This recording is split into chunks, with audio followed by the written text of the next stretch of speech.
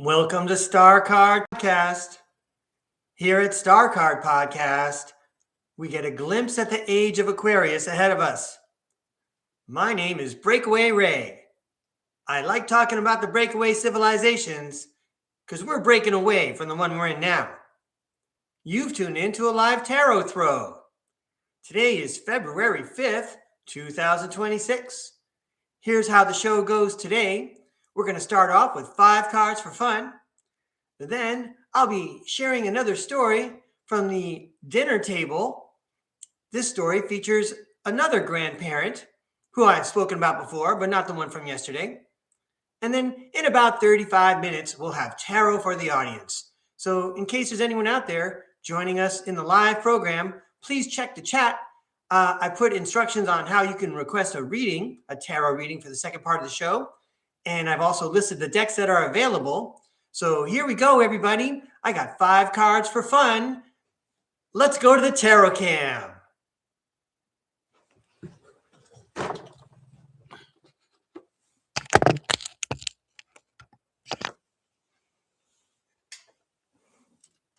Lights and the camera's on. Let's have some action. So today, I didn't say that part. I'll start over later. So today is the 4th day in our 5-day countdown of 5 days with the Empress. But we're going to get to that later. Let's start off with 5 cards for fun. Let's start off with 5 cards for fun. I've got the classic craft deck based on the Rider-Waite imagery. So we're going to give this a shuffle. And here we go. We're going to invite the tarot world to express itself by sharing 5 cards for fun. Whether you're tuning in live or catching this on a recording, our 2 time bubbles are matching up, and we've got 5 cards for you. 5 cards for fun. It feels like, there's more than one. There's one card missing, I think, because I felt something turn over. But let's get some more cards here. I'm going to look for that card that turned over. These are 5 cards for fun. Okay, I got 4 so far. Didn't I see or feel a card turn over while I was shuffling? Maybe I didn't. Let me check it one more time. I'm going to have to go to dealer training school. Okay, you know what? I don't see it, so I'm just going to pull this one right off the top of the deck. The Chariot at the end. All right. Hey, everybody. Let me reorganize myself, and let's share this 5 cards for fun, a fun, inspirational message from the tarot world. Did you see how quickly the cards came out? Looks like the tarot world couldn't wait to talk to us. Just a moment, please. I need to do an adjustment here at my table. Here we go. 5 cards for fun. So check it out. One of the cards that I revealed right away was the Ace of Swords. So we might as well look at the book on the Ace of Swords right away.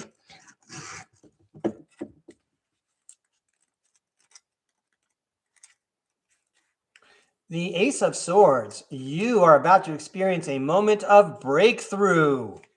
You know, as a host of StarCard Podcast with the nickname Breakaway Ray, I like how that's starting out. Ace of Swords, you are about to experience a moment of breakthrough. You have new ideas and new ways of thinking. You are experiencing increased intellectual ability, clarity, and attracting victory, success, and gains. You are ready to grab new opportunities as you are focused and make rational decisions. Well, I know this card is one of 5 for all of us, but I just want to say that this seems like a message left over from the time before I turned on the camera. This message seems like it's pointed at me. But then look at how our message is going to end with the Chariot. It's telling us, we started off with the truth, mental clarity, and we need to keep on going. All right. That sounds like fun for me already. That sounds like fun, but we still have 3 cards to reveal. All right, let's check it out. Wow. Cool. What is Breakaway Ray all excited about? Well, we started off with the truth, and the Queen of Wands says, be determined, be courageous, and have a zest for life. Remember to walk away, says the 8 of Cups. Remember to walk away from things that don't serve you anymore. That may indeed be the process that we are all in here at StarCard Podcast. Okay, because we're making room. We're going after this new pentacle that the page is presenting to us. Let's read about the Page of Pentacles.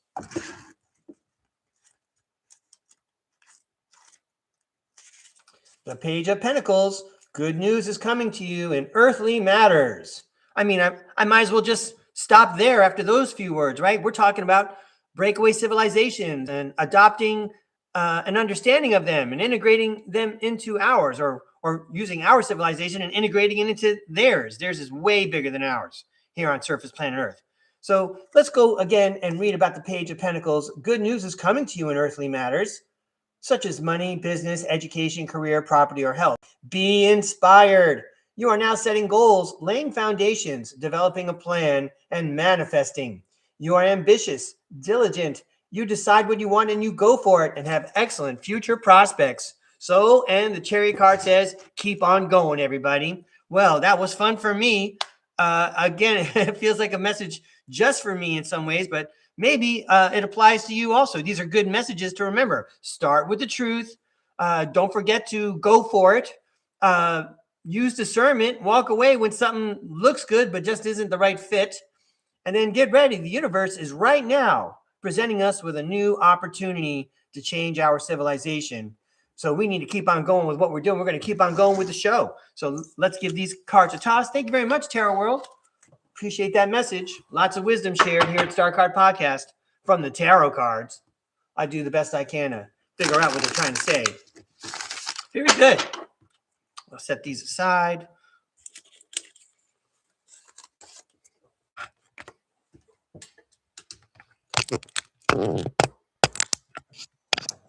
Hi, everybody. We're going to go back downstairs in a moment because there's people in the chat and I want them to see which decks are available for tarot throws. They'll be putting their messages in the chat and I'll be checking them in about a half an hour. I read the chat after the show. When I look at the chat now, I'll just be looking for like capital letters as much as possible, welcoming people and offering readings. You know, if you're typing in anyway, let's show you the decks, shall we? Let's go back downstairs. Here we go. The decks that are available.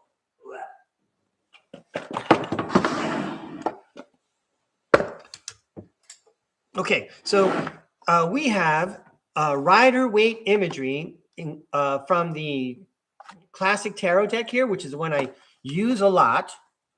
This is the one that has the words on it. And if you're learning tarot, this is a great way to accelerate your learning. The words are written right on the card.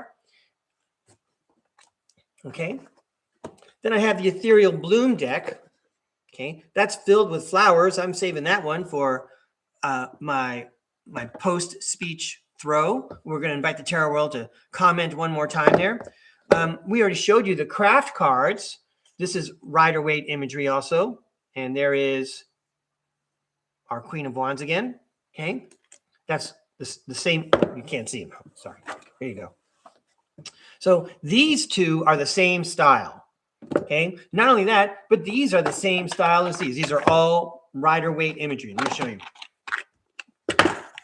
Whoops, this box always flops open. So I already showed you this deck with the words, and this one we just let off the show with. And then these are two foil decks with the same imagery, but the foil decks are shiny, a little 3D there. Okay, there's the dark foil, I call it. It's in the dark box.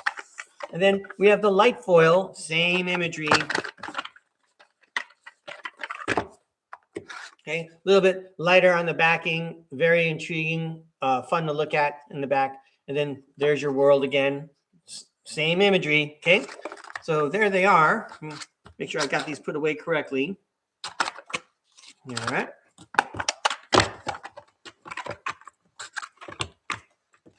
Okay. All your Rider-Waite imagery, 4 decks. Then we have the Lost Soul deck. We have the Neon deck. We have the Stained Glass deck. I got to be careful. Sometimes I confuse these two. They're same size box, similar colors. We have the Robin Wood deck, which is way back here in the corner. Another classic version of tarot that people need to learn if they're studying tarot. I have one called the 88 Gemstones deck. So this one has a gold foil on a black card. Well, that would be Rider-Waite imagery also. I have the old style tarot from Alexander Ray, no relation. And what he has done, he's taken the Robin Wood imagery and the Rider-Waite imagery, and he combined them like in a Baroque style, and he did it on these cards. I guess you want to take a look. Comes with a lovely book that I never looked at, and then these cards sure are pretty. I mean, got a lot of requests for these. So there's the back of the old style, and check out that world card. I would like to look at something real quick. Now, I was hoping she had a bikini top on. Not quite. I'm sorry. Anyway, I'm going to put this away, but you can request this deck if you want to. I understand there's like some community guidelines from the platform that we're on, and I want to make sure I follow them. And that's why I mentioned the bathing suit thing when I get to the world card and the lover's card, for example. And here's the mermaid tarot. Very different, but still striking and intriguing imagery, and definitely the largest box. All right, so let's put all these guys away. We'll take them out if you want them, everybody. Thanks for tuning in. Ugh.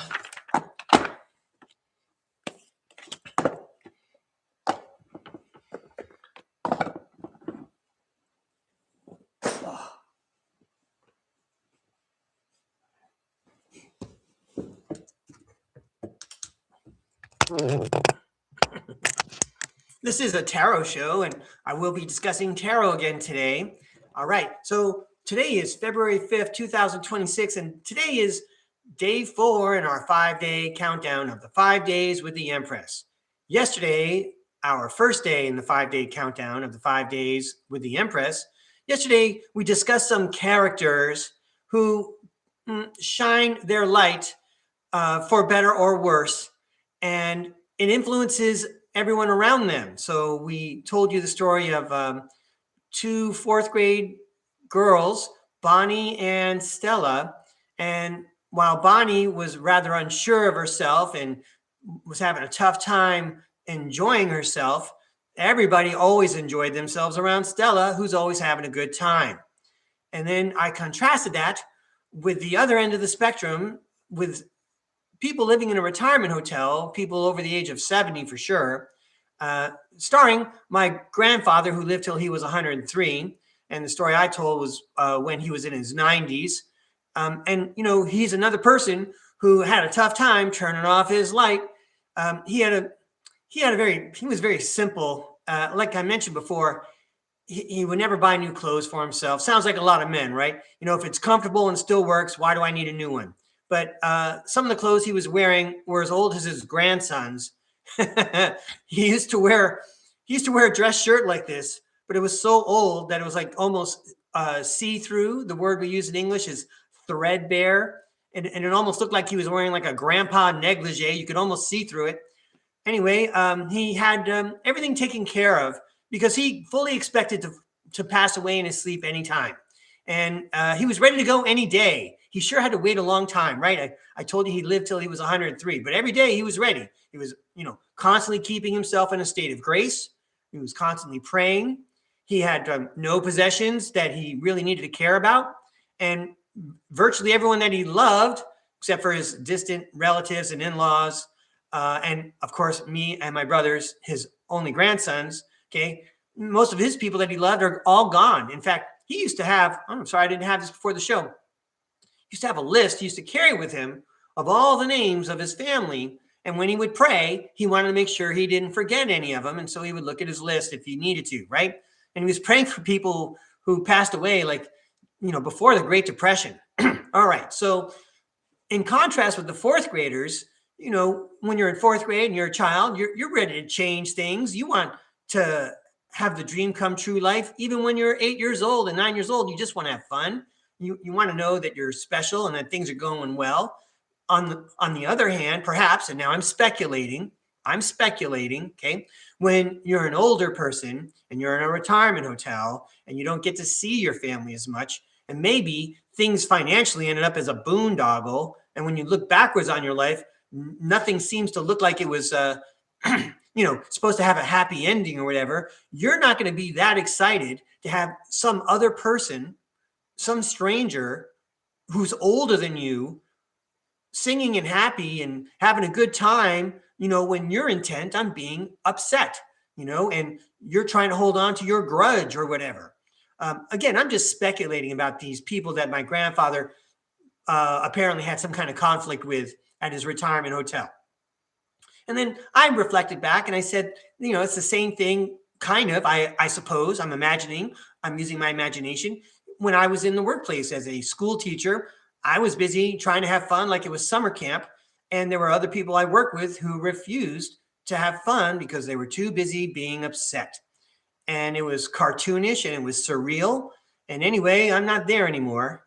So let's go on with my story. Sometimes with the Empress card, I think I shared a little bit about this yesterday. We look at the Empress. Don't I have her? I don't have her card pulled out just yet. So sometimes we look at the Empress and we say, she's got it all together. How did she do it? She's in total control of everything. And it seems like that would be an unwieldy, probably a conflict-ridden situation. And somehow the Empress has done it. And she's even greater than a queen in lots of ways.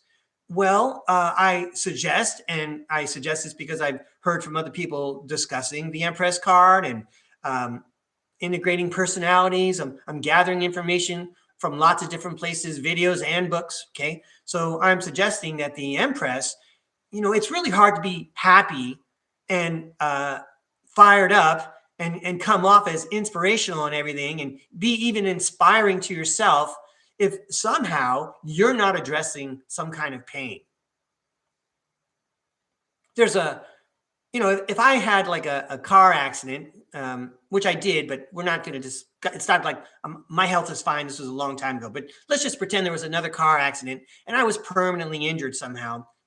I can actually give you a real example of this, but let's go with the car accident one, right? I had a car accident. I'm pretending it's my imagination. Nobody got hurt. This is just an example. Okay. And nobody sees the injury that I had, but I have to manage that injury for the rest of my life, right? There's something wrong with my hip. So even though I walk normally and no one can tell, no one knows, the pain that I have in my hip or how I have to do all this therapy all the time. And I'll never be the same the rest of my life because of this. And then I could go back further, even in the classroom. I was having an issue, which I mentioned in some of my videos. You might want to go to the playlist at StarCard Podcast, Breakaway Ray, Saved Your DNA. And if you go to episode 4, I talk more about this. But I was having a reaction to what was people were telling me, I was having an allergy. And I think they were confusing the words allergy with toxin, okay? Because, they were using chemicals that are not natural. And that's not what I was allergic to, okay? I was allergic or having a reaction to poisons that were being put in the air, okay? And my body wasn't reacting well to it. And nobody saw it. Nobody recognized it. There might be supernatural reasons for that, okay? That nobody listened to me. But anyway, that's just another example. So anyway, focusing back on the Empress, how does she do it? On the outside, she looks great. She looks like she's got it all together. And at the same time, no one has seen her struggle. When she shares her struggles, if you prod her and she does discuss her struggles with you, she's going to do it so diplomatically. She's going to withdraw all the emotions from it. Okay. You'll be left with all the emotions as you try to connect your thoughts to hers and follow her sequence of events as she tells you the story, but you're not going to see her show emotions. She's already handled her emotions. This is like an event that happened to her, but it happened to somebody else. She's already addressed it. And that's why she can be happy. She's already accepted it. She's packaged it and she's moving on, I guess you could say. All right. So I want to present now some tarot cards that relate to the Empress. And I'm going to do the best I can. Again, I've only been throwing cards since March. A lot of this is me winging it kind of, right? But let's see what I got for you. I just said winging it. Everyone knows I have notes. And I do want to double check my notes.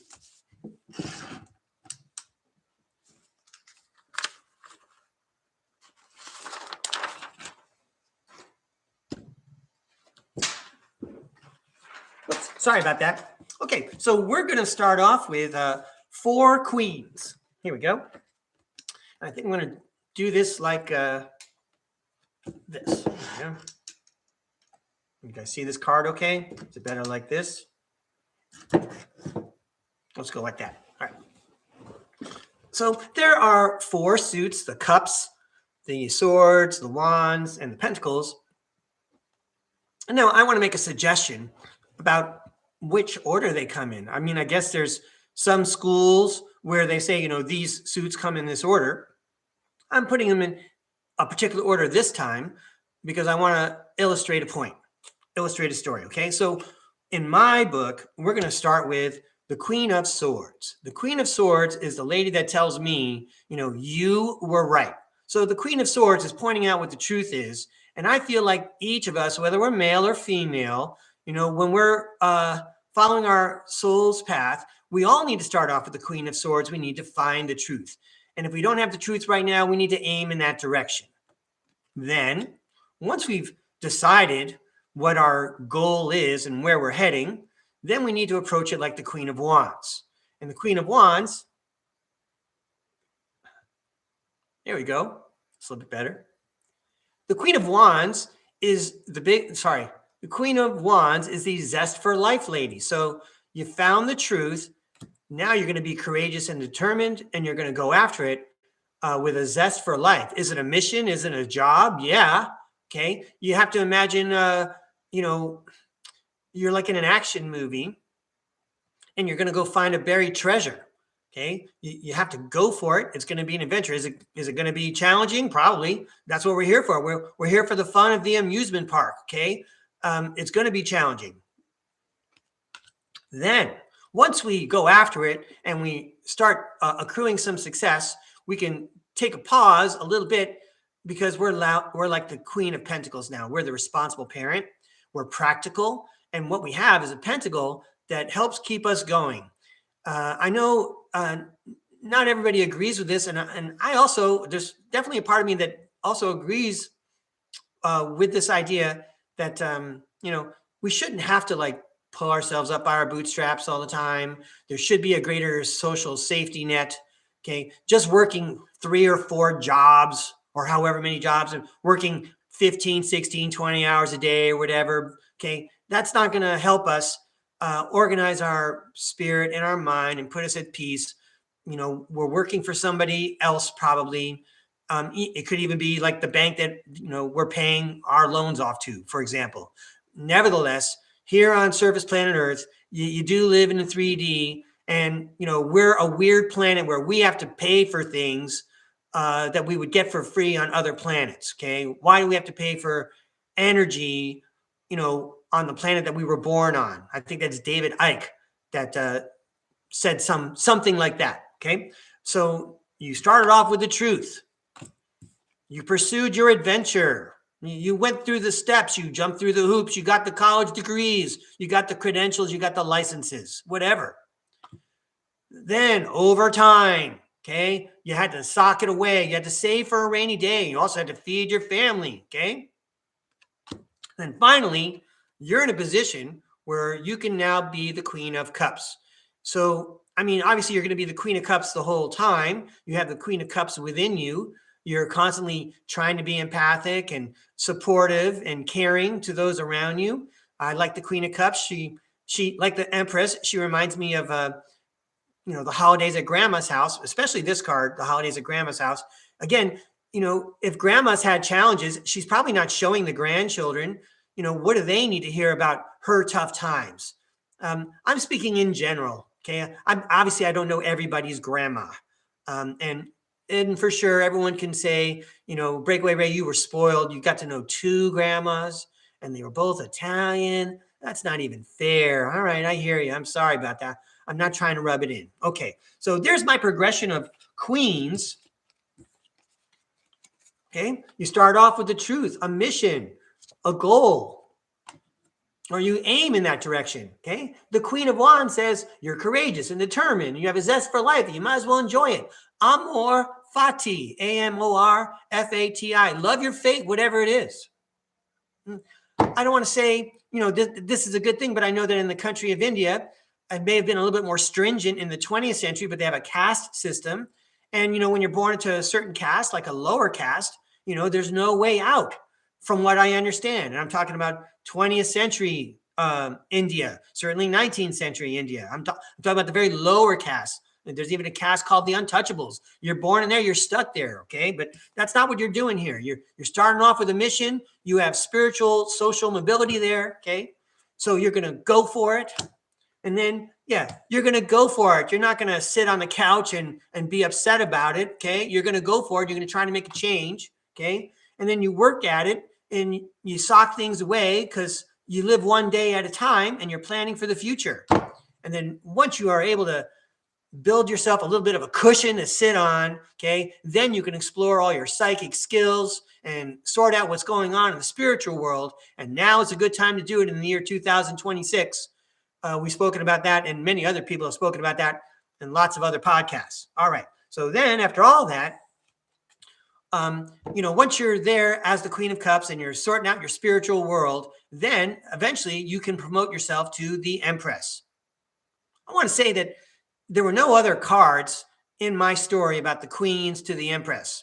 It was an individual building things up for herself from concept manifesting into a regular life and then with a cushion, a spiritual cushion to build upon. Okay. If you are aware that there's a spirit world, I'm going to say you already have a cushion. You're way ahead of the game, as far as I'm concerned, compared to the other people in the United States of America where we don't talk about that kind of thing. Okay. All right. I want to check my notes and make sure I got that whole part covered before I share a story from the dinner table. One moment, please.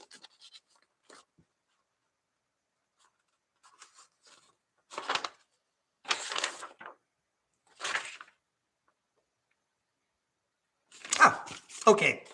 So I wrote a little math equation and I want to show it to the group. Here we go. You know what? This is going to be better downstairs. Hang on, everybody.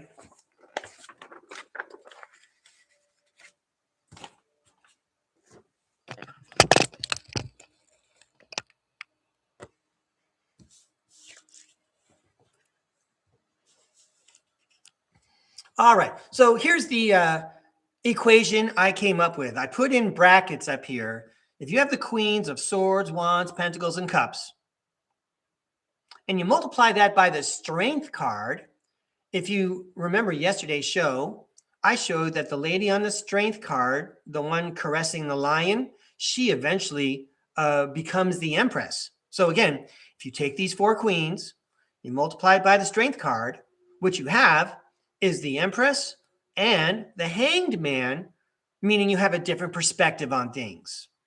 All four of these ladies may have been in one particular category on how they viewed things, but once you multiply by the strength card, you've done your shadow work, now you're the Empress, and you do have a different perspective on things. It's certainly expanded. All right. Now, thanks for following along with that, everybody.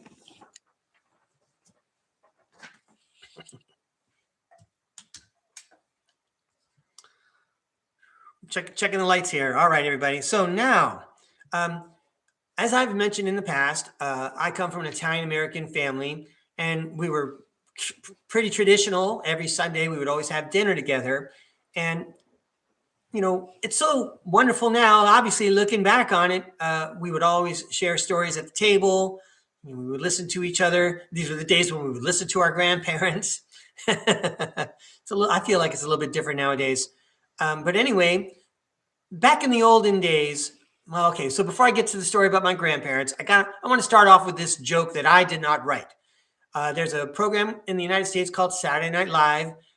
They've been around since the 1970s. I know that you can catch them on the internet. They're worldwide, but they have a segment called Weekend Update, and they have news anchors, and they have this one news anchor, and his name is Colin Jost. And you know what? You might have to be an old timer here to follow this analogy I'm going to make before I get to Mr. Jost's joke. Okay, but Colin Jost is quite a handsome fellow. Okay, if you imagine Clark Kent, then get one of those eggs with the silly putty in it. Remember silly putty? You kids born in the middle of the 20th century? Okay, so get some silly putty, put it on the comic book picture of Clark Kent. Okay, the image is now transferred to the silly putty. Right, now take your thumb and press on the face of Clark Kent. That's what Colin Jost looks like. Okay, handsome guy. Okay, he's an individual who's a white American. All right, so now he was telling a joke on Weekend Update, and somehow he's talking about white people and the relationship of Italian people, and somehow Italian people and white people. There was something about the joke which I didn't look up. All I remember is the punchline. Here's what Colin Jost said in his punchline. He went like this. Great. So now we're counting Italians as white people. Now, we have some problems and issues with racism in the United States. So that joke may not go over well on the other continents with people viewing StarCard podcast from around the world. Not everyone's going to get that joke, probably, but it may resonate with some people in the United States. And then now the story I'm about to tell you is going to be jumping around in time with a bunch of different cultures. And so certainly, someone in 2026 is going to get their mind full hearing these stories about different perspectives from different ethnic groups in the United States. So let's give this a try. Here are the characters in the story. First, there's me and my brothers. We're 11 years old and younger. I'm the oldest. I've got a brother who's 10. I got a brother who's 6. And we're spending the summer at our grandparents' place. Our grandparents live in Connecticut at the time, and this is the late 1970s. So it's the late 1970s. We're in Connecticut. My grandparents have a little house and a garden in the back, and everything was garden to table. And it was a great dining experience for sure in my Italian grandmother's kitchen there. So anyway, so we have my two grandparents, Marie, my grandmother, and then there's my grandfather. This is Grandpa Richard. So I want to share this unusual relationship. Grandpa Richard is my step grandfather. He was the cousin of my original grandfather. So my grandma Marie was married to my original grandfather, my biological grandfather. My original grandfather passed away. So Grandma Marie married his cousin. And I believe that my grandfather's mother, my great-grandmother, and Grandpa Richard's mother, I believe that they were sisters. And anyway, Grandpa Richard's mother, who is a distant relation of mine, she was also in the picture. She would show up a couple of times a week at dinner. She was she was in her 90s at the time. I thought that was old then. But anyway, I grew up and, my grandfather pushed through that boundary. All right, so we've got my grandmother, my grandfather, my brothers. Okay, and then there's a lady that my grandmother met on the bus, and we'll be talking about her in a minute. So let's go back in time to the 1970s. There was a show called All in the Family, starring Carol O'Connor and Rob Reiner. That's right, Carl Reiner's son, Rob Reiner, a young Rob Reiner. I forget. I think his character's name in the show was Michael, but the father, the part played by Carol O'Connor, his name was Archie Bunker. Archie Bunker would call him Meathead. Okay. Now, if they tried to do All in the Family today, I think that was a Norman Lear show. If they tried to put All in the Family on TV today, it would get shredded by social media, and everyone involved would have to go into some kind of witness relocation program. But in the 1970s, think about it. We just finished the 1960s. Martin Luther King Jr. was assassinated. There was equality protests across the United States. There was boycotts. These are all things that happened, when I was a child. My grandmother lived through all these things. She was riding buses at the same time as Rosa Parks, but in a different state, obviously. So there was a lot of racism that we were just breaking away from in the 1960s. I mean, it was still like a funky thing to have athletes of all ethnicities on the same team. It was still like an unusual thing, but that actually helped the United States. We would watch men playing together, and it didn't matter where they were from. They were teammates. Okay, that really helped retrain everyone to see, how we could all work together. I don't want to get into how terrible things were in the 60s and 50s. I mean, you could go anywhere for that. Okay. But here we are in the 1970s. And we're spending some time at our grandparents' house in Connecticut. There's no internet. There's no cell phones. There's barely any newspapers. You know, there might have been newspapers, but I can tell you as a kid, I wasn't looking at them. And my grandparents didn't keep them laying around the house. They might have gotten a Sunday paper. Yeah, I think they did. They got a Sunday paper, but that was it pretty much. But anyway, the point is that this is a story that my grandmother and my grandfather agreed that they weren't going to tell anybody about. But then for whatever reason, you would say, you know, they shared it with us, but that was because we were leaving Connecticut and we weren't going to tell anybody. We weren't going to call anybody up and say, hey, did you hear this story? We weren't going to put it on social media. So the story was protected. And the whole reason why the story was told to me and my brothers is because my grandfather, Richard, wanted us to know how awesome our grandmother was. Okay. So again, we're going back to the 1970s, and she's going to now, well, the two grandparents, they tell us the story about what happened. It must have been in the 1960s. So before my grandmother retired, she worked for Reader's Digest. I don't know if anyone in the 21st century has heard that name before.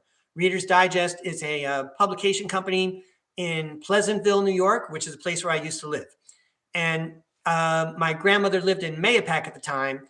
And every once in a while, I guess she had to take a bus. I don't know if she took the bus regularly, but anyway, she was taking the bus to work. And my grandmother, you know, is not racist. I have some people in my family that you would consider racist. My grandmother's not racist. She didn't have time for that.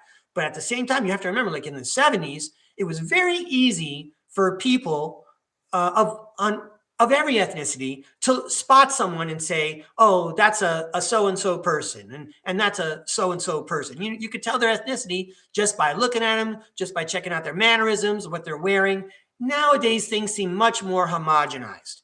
Okay, so you may not be able to spot someone like in their cultural clothing and say, and identify their ethnicity. It's not important. But back then, again, it was very easy to do. People still lived in neighborhoods. You know, they're like in New York City, there was an Italian neighborhood, there was a Polish neighborhood, there was an Irish neighborhood. You could go to Little Italy today. It's mostly Asian people over there now. I'm talking about Little Italy in New York. All right, so it starts out, it's the end of dinner, okay? And my grandfather wants to tell this story to us, and my grandmother stops him and she says, wait, I thought we agreed we weren't going to tell that story. And then my grandfather says, well, the boys are going back to California. They're not going to tell anybody. And he starts giggling. Now, this particular grandfather, Grandpa Richard, he wasn't known for being a happy-go-lucky guy like my other grandfather. Okay, so when he starts giggling, you know, that draws my attention. I'm all, what's going on? You know, my grandfather doesn't come off as being that chipper and happy and all that all the time. He's a former construction worker. He was in the military. He served in World War II. He was out in Papua New Guinea. He's a real tough guy. Maybe we'll talk about him some other day. But anyway, he's giggling because he wants to tell us a story that my grandmother says, I thought we were going to tell that story. We're going to tell them to the boys? You can't tell that story. Here comes the story.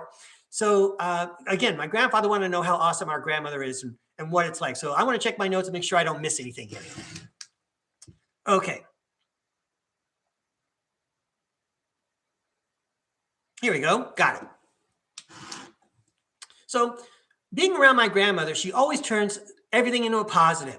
She does not see, you could quote unquote throw stuff at her. Okay. But somehow, you know, she doesn't let it get to her. She turns it around. You know, in lots of ways, she's like an empress. She knows how to handle negative energies and transmute them into a positive situation. Obviously, it still had effect on me, and I only knew her for a short amount of time.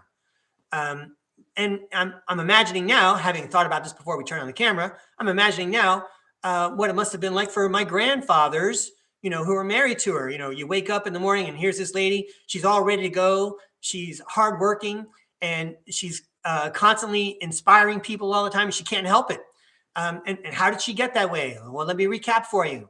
She was an immigrant from Italy. She was the oldest in her family. And while her parents were working, she had to raise her siblings. She had 4 sisters and a couple of brothers. And then when she was done raising her family, she married her first husband, my biological grandfather. And then he had a bunch of siblings because he was the oldest in his family. And then she helped raise his family of siblings. And many of those uncles went off to war, as a matter of fact. And then while she was doing that, she raised her own family, and she had 3 children, including my dad. And then when she thought she was retired and my first grandfather passed away and she married Grandpa Richard, well, then she had to take care of us, okay, because my dad needed some help and he would send us to live with our grandparents. We definitely lived there for a year and several summers. So, if you're going to be doing that all the time, you don't go around complaining about, oh, I did this for you, I did that for you, oh, it's just another blah, blah, blah. You're an Italian grandmother in lots of ways. You're celebrating this. You're constantly surrounded by family. As my mother, who lived in the Bronx, and she was an only child, as my mother said, like one of the first times she went to my dad's house for dinner, she's all, every day is like a party over here. There's like 20 people in the house. All right, everyone imagining movies you've seen like Goodfellas and other mobster movies when you see Italian families sitting around. I like the one from Saturday Night Fever when at the very beginning, this didn't happen in my family, but the whole scene where the whole Italian family at the beginning of Saturday Night Fever, they're all like smacking each other and hitting each other. Okay, that's not exactly how my family did it. A little stereotypical, could have been very true. I'm sure there's families like that. Okay, so anyway, here comes the story. So my grandmother's sitting on the bus, and there's another lady on the bus, I'm sure. I'm trying to put it together so it makes sense to me and I can share it with you. So my grandmother's on the bus, and she's talking to someone, and this other lady that she's talking to is a woman who is Black. She's an African American. So I'm supposing they're sitting on the bus, and they strike up a conversation. And then the one lady asked my grandma, "Where you headed?" "Oh, I'm going to Reader's Digest. I'm one of the accountants there. I've been working there for so many years."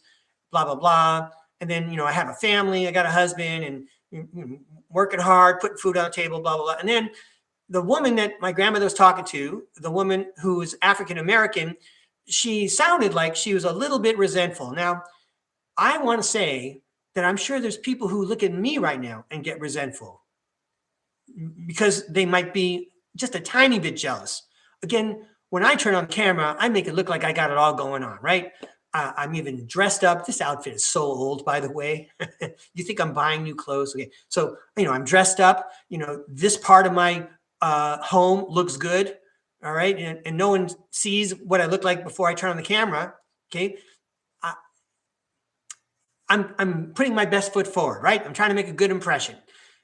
When the camera turns off, things are different. Okay. But here's this one person who may indeed be a little bit jealous of my grandmother.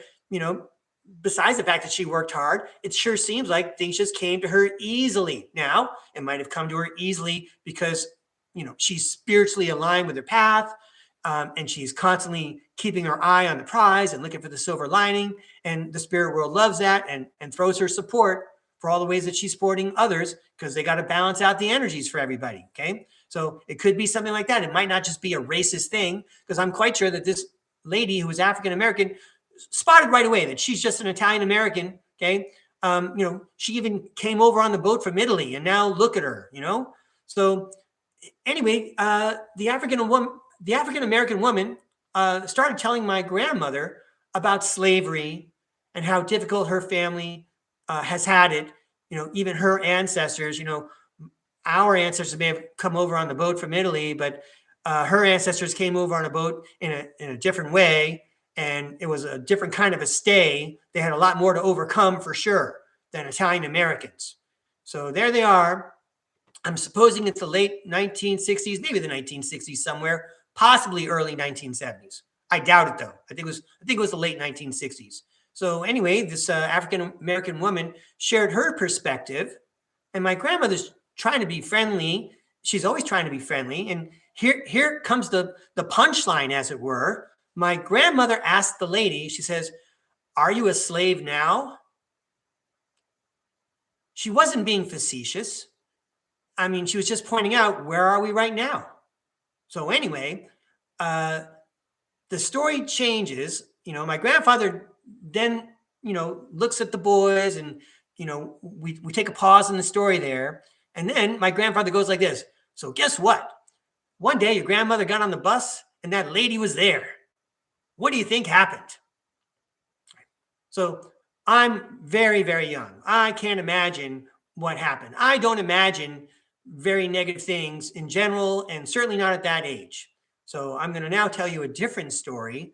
I'm going to interrupt one story in Connecticut, and I'm going to go to the with my other grandparents in the 1970s. 241st Street changed from a mostly Italian neighborhood. And, we would hang out on the sidewalk and we would go to the stoop, and we had a couple of cousins, but most of our cousins lived in Yorktown Heights now. So there was like nobody to play with. Well, one day my brothers and I are outside on the stoop, and a bunch of kids come up, and they're all on their bikes, and they're all riding around. And my brothers and I are like, yeah, we want to play. And so we go ask our grandparents if we can go play with these kids. And these kids are kids who are black, and they're riding bikes, and they have baseball bats, but they don't have any gloves or balls. And they're all circling around the apartment house and, trying to see if, my grandparents will let us come out and play. Our grandparents didn't let us go out and play.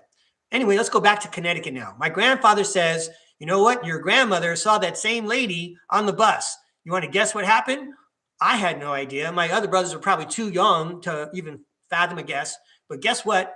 The black lady that my grandmother was talking to, she came and she sat next to my grandmother, and she said, "Thank you. Thank you. Let me tell you how things have changed since I spoke to you." And then this lady who was black went on to tell about how she took some steps, and she aimed in the right direction, and she somehow leveraged herself up and upgraded her life somehow. She even had a happier complexion about her.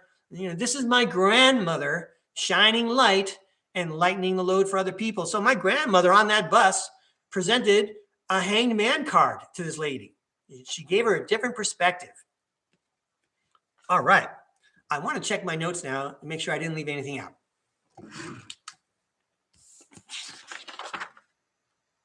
Oh, yeah. So getting back to my grandfather who wanted to tell the story, at the end of the story, he was like giggling and laughing after dinner. I rarely see him like this. And I don't remember exactly what he said, but he's all, that's what it's like being with your grandmother. And you guys need to know, obviously, boys, how wonderful your grandmother is. Don't forget this story. Your grandmother does this to everybody, and I have to live through it every day. My grandfather's like, I got to be inspired every day with her. So anyway, I want to make sure I got that point across. So now what I'm going to do is we're talking about characters that embody the Empress. People who have sorted through their shadow side, gotten control of their higher self, and you're working in concert with your higher self. And, you're making the whole planet a better place, even for those around you, not just for yourself. Because you got control of yourself and control over your domain, okay, you now affect the world around you in a more positive way. This goes back to one of the very first things I ever said on the internet, July 4th, 2024. I shared a lesson I heard from George Harrison, who was a member of the rock group called the Beatles. And George Harrison heard this from one of his teachers, and it went something like this. Everybody wants the forest to be green, but we all need to take care of our own tree first, right? Take care of your own tree, make sure your tree is green, and then eventually you can look outward and help the other trees. All right, so what I want to do is I want to invite the tarot world through the tarot cards to tell us how to be more like the Empress. What do we need to do? How can I embody the Empress every day? Because it does take work. It does take 7 of Pentacles, 8 of Pentacles every day. You got to have that same outlook. You got to pump yourself up. You got to realize that every day is precious. And then my grandmother used to say this one. Again, the same Italian grandmother. Okay, she used to say, "Make hay while the sun shines." And when she used to say that, one day I know for sure I stopped her. Grandma, you never made hay. Nah, I never made hay. It's just an expression. Anyway, be inspired. Be your own Italian grandmother. Kick yourself in the pants. Get up there. Do your chores, and then go play later. Don't worry. We're all gonna have a nice dinner later. All right, so let's go back downstairs. Ask the tarot world, how can we better embody the Empress every day?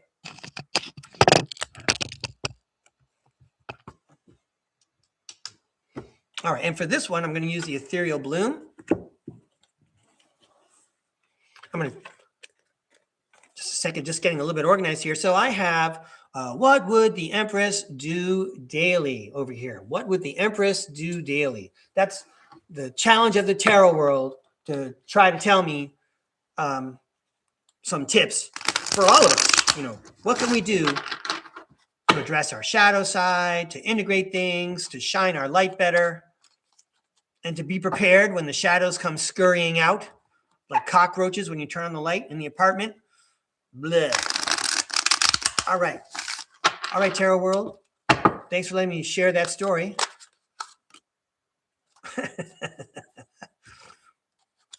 Please send us a message about how we can all embody the Empress better.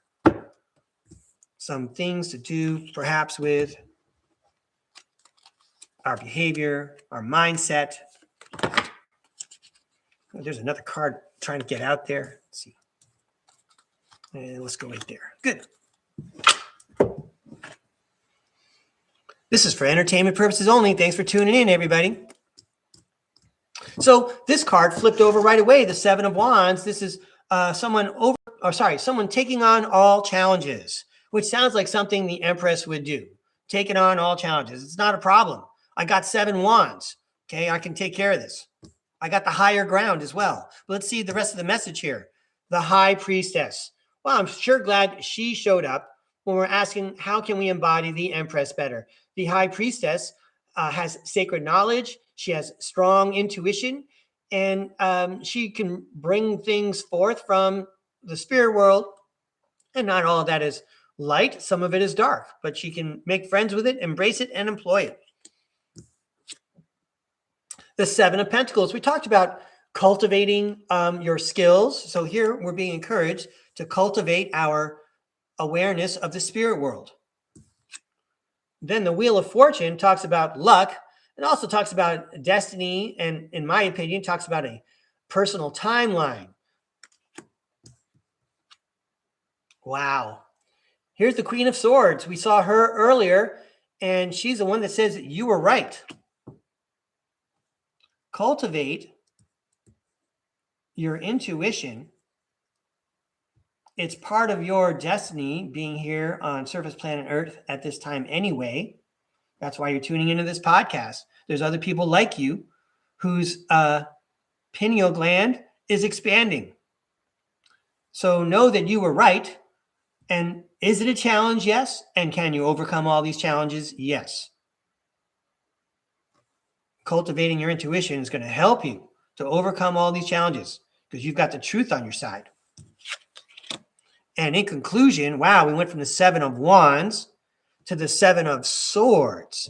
The Seven of Swords talks about something being hidden or revealed. And then check that out. The Five of Wands is the orchestrated conflict card, the disagreement card. I think we're, again, talking about embracing the shadow side, okay, and making it like a dance. Yeah, that kind of works for me. Again, in my former career, it seemed like people would always complain the same way, or they would always behave in a negative way, in a similar way. I mean, if you drive a car on the freeway and you're familiar with the concept of road rage, you know what? Sometimes that if you're in a certain part of town, certain time of day, you might just find someone who has no control and is engaged in road rage. But look at where we're starting. We're starting with a high priestess who's graduated to the black belt of spiritual understanding, because your whole life has been planned out in the first place. So will you see problems? You're supposed to see problems. They're supposed to be revealed to you, but you need to integrate them. Hey, everybody, I hope that worked for you. I liked the lesson. I liked the message. I want to thank the tarot world for helping me out. And oh my goodness, am I going longer and longer? We're now ready for tarot with the audience. I'm sorry if I kept some of our audience members waiting a long time.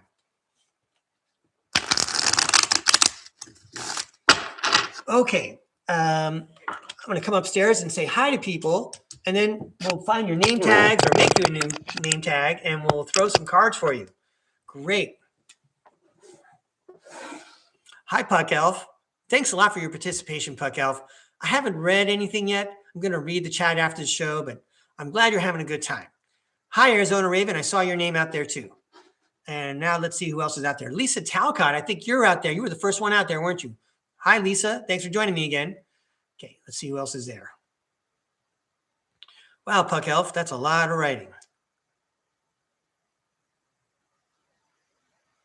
Hey, Nun Nun's here. Hi, Nun Nun. Hi, Melissa. I see you too.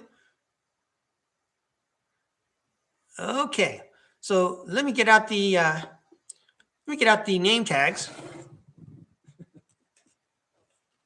because some of them I already have, right?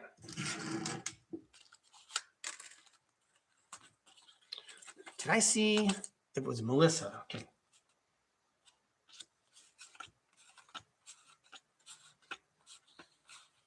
All right, so I've got Lisa Talcott's Snow Person. Nun Nun, I still have your Schoolhouse.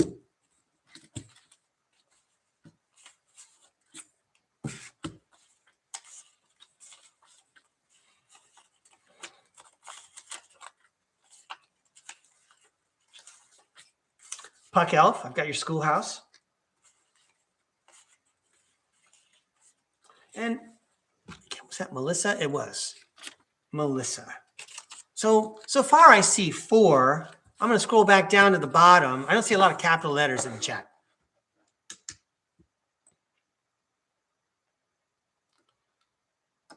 Okay, so I think Puck Elf just wants 1 card. Thanks, Puck Elf. Got it. I see it. I see double messages. Puck Elf is using capital letters. Thanks, Puck Elf. And in the meantime, I think Melissa had a question about someone named Andrew, and Nun Nun and Lisa Talcott. You've asked for readings. So I'm going to go right away to Puck Elf's card.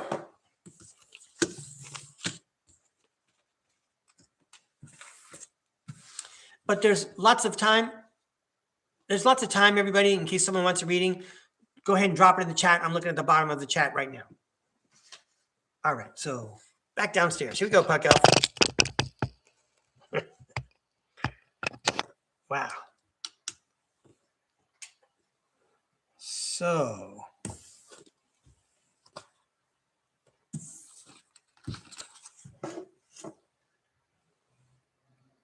Puck Elf.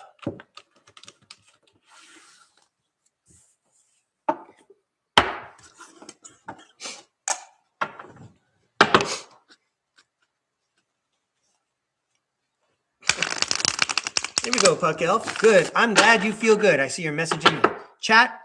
That's right. Could we please have 1 fun, inspirational card for our friend Puck Elf? Thanks for tuning in, Puck Elf. 1 card for Puck Elf, please. Thank you.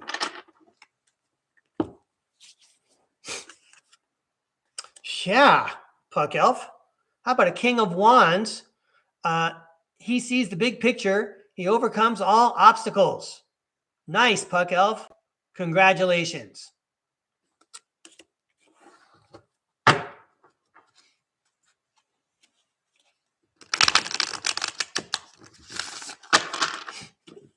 All right, thank you, Puck Elf. Next contestant. So I believe Melissa had a question about a person. You're welcome, Puck Elf. Thanks. Asking if someone was experiencing some kind of regret. I think I got that right.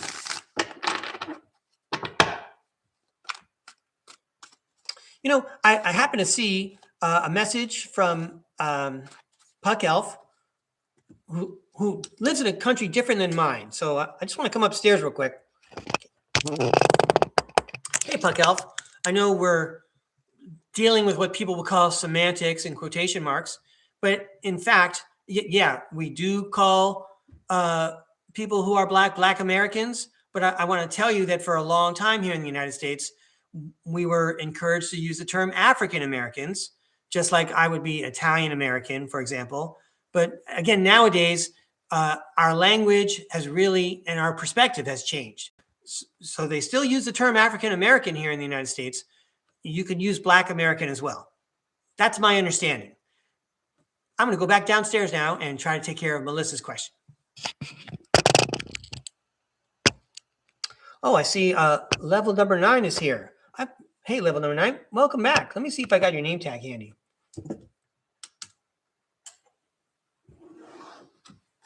Okay. Thank you very much, Puck Elf. I appreciate your comments. I really do. Let me see if I can find level 9's heart. Did I make a heart for level 9?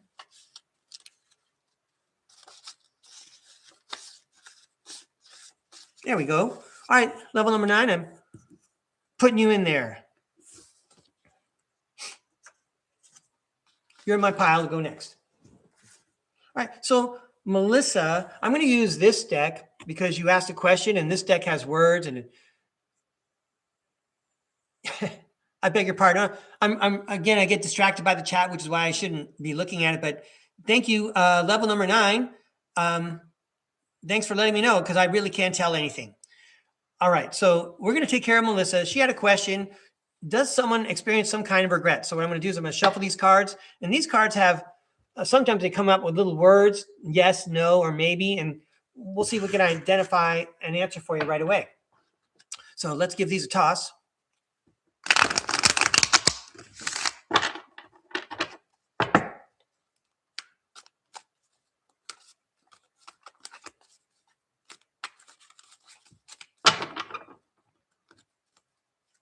These cards are from Melissa.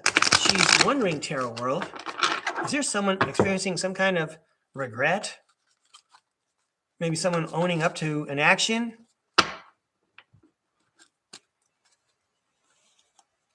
Can you help answer Melissa's question, please? Is there some kind of regret? Some kind of acceptance of an action? Okay, so I don't know if this is going to work, Melissa. This is all for entertainment purposes only, but let's see if we get some kind of yes, no, or maybe from this card. It's the Moon card. And, you know, if you look down here in the corner, okay, I'm pretty sure that says no. I'm going to look with my magnifying glass real quick. Okay. So the suggestion from the Moon card is that maybe that has not taken place. Maybe that has not taken place. Even though the dogs are barking about it, the Moon doesn't seem to recognize it, right? The Moon is looking away. All right. So maybe there's another detail here in these 3 cards. Wow. Wow. This looks quite challenging, Melissa. The 3 of Swords talks about heartache. The 5 of Pentacles talks about feeling abandoned and isolated and left out. And the 10 of Wands talks about a great burden and a lot of work. I'm not sure how all that plays out, but I wonder if any of these are helpful clues for you, Melissa. I do appreciate you inviting me to read. Thank you very much. Let's give these a toss.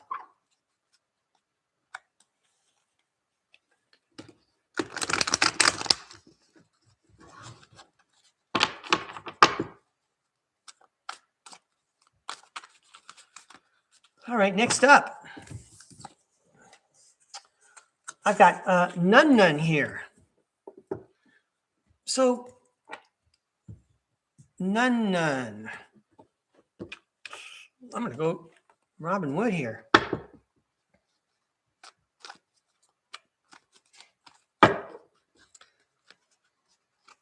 Can we please have a fun, inspirational message for Nun?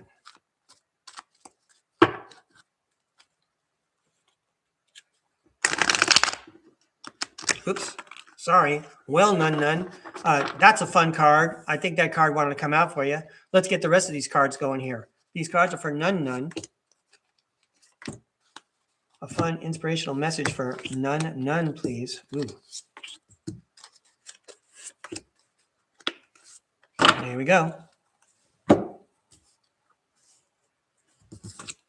First up, we have the that's the Page of Wands. The Page of Wands has limitless perspective. Let's read about the Page of Wands. The Page of Wands, you feel fresh, cheerful, childlike, and full of energy. You are having bright ideas and new exciting plans. You are being creative, free-thinking, and fearless. You're finding your passion, making discoveries, investments, or advancements in life. Just be careful not to rush into things without considering the consequences. Wow. The Nine of Swords talks about sleepless nights. Maybe there's some kind of anxiety, something we're worrying about. We see the whole thing, but something is sticking out. It's like a hangnail, a bruise from the past that's still bothering us.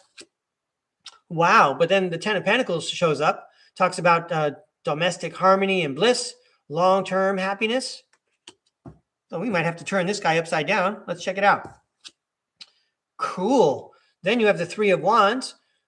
He's the expansion card, where luck is where preparation meets opportunity. And then the Temperance card shows up. The Temperance angel there is the master of balance. So getting started here, Nun. Everything looked like a new adventure. It's almost like the Fool card, but we know where we want to go, but we can see everything around us. We could have some jitters before we get out on stage, but that's natural to have a little stage fright. You can ask any actor who knows, if you go out on stage and you don't have the jitters, there's something wrong. So it is okay to have the jitters, because that's your energy, that's your electric energy. You're getting fired up in lots of ways. So we're going to channel that energy the correct way, turn it upside down. That's how you got where you are. That's how you were able to do my little Queen of Pentacles thing from the beginning of the show.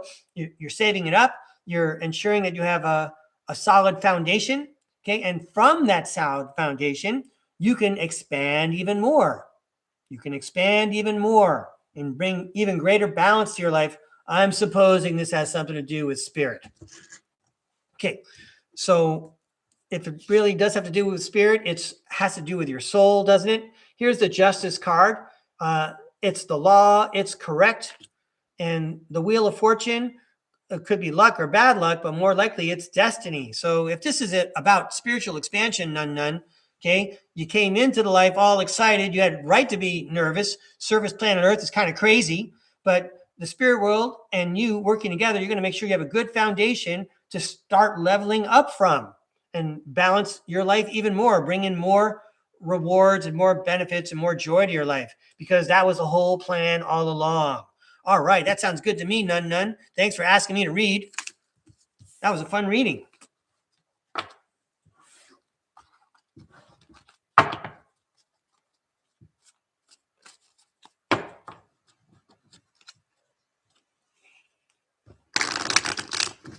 Here we go. Next up, I believe level number 9 was asking, should I pursue the teaching job? I would like to take a look at level number 9's question one more time, make sure I got it.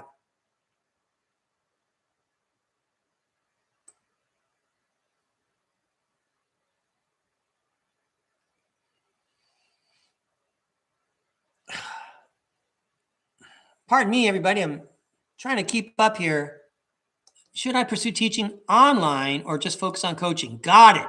Online or coaching. Got it, level number 9.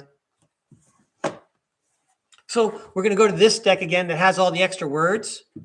Online or coaching. This is for entertainment purposes only. Let's all remember, I'm just some guy on the internet throwing tarot cards. But tell you what I'll do, level number 9. I'm going to throw 3 piles of cards. One for pursuing teaching online, one just for coaching, and then with a closing message. And let's see what we can all come up with. I'm sure there'll be some kind of clue that'll give you something to think about and a different way to consider what you've already been considering very carefully. All right, here we go, Tarot World. I know you want to help our friend, level number 9. Whoops. Should level number 9 pursue the teaching online or just stick with the coaching? Why don't you show us what it looks like in each case and offer some advice, please? I'm having an unusual time with the shuffling here. Level number 9. Teaching online, coaching, teaching online, coaching,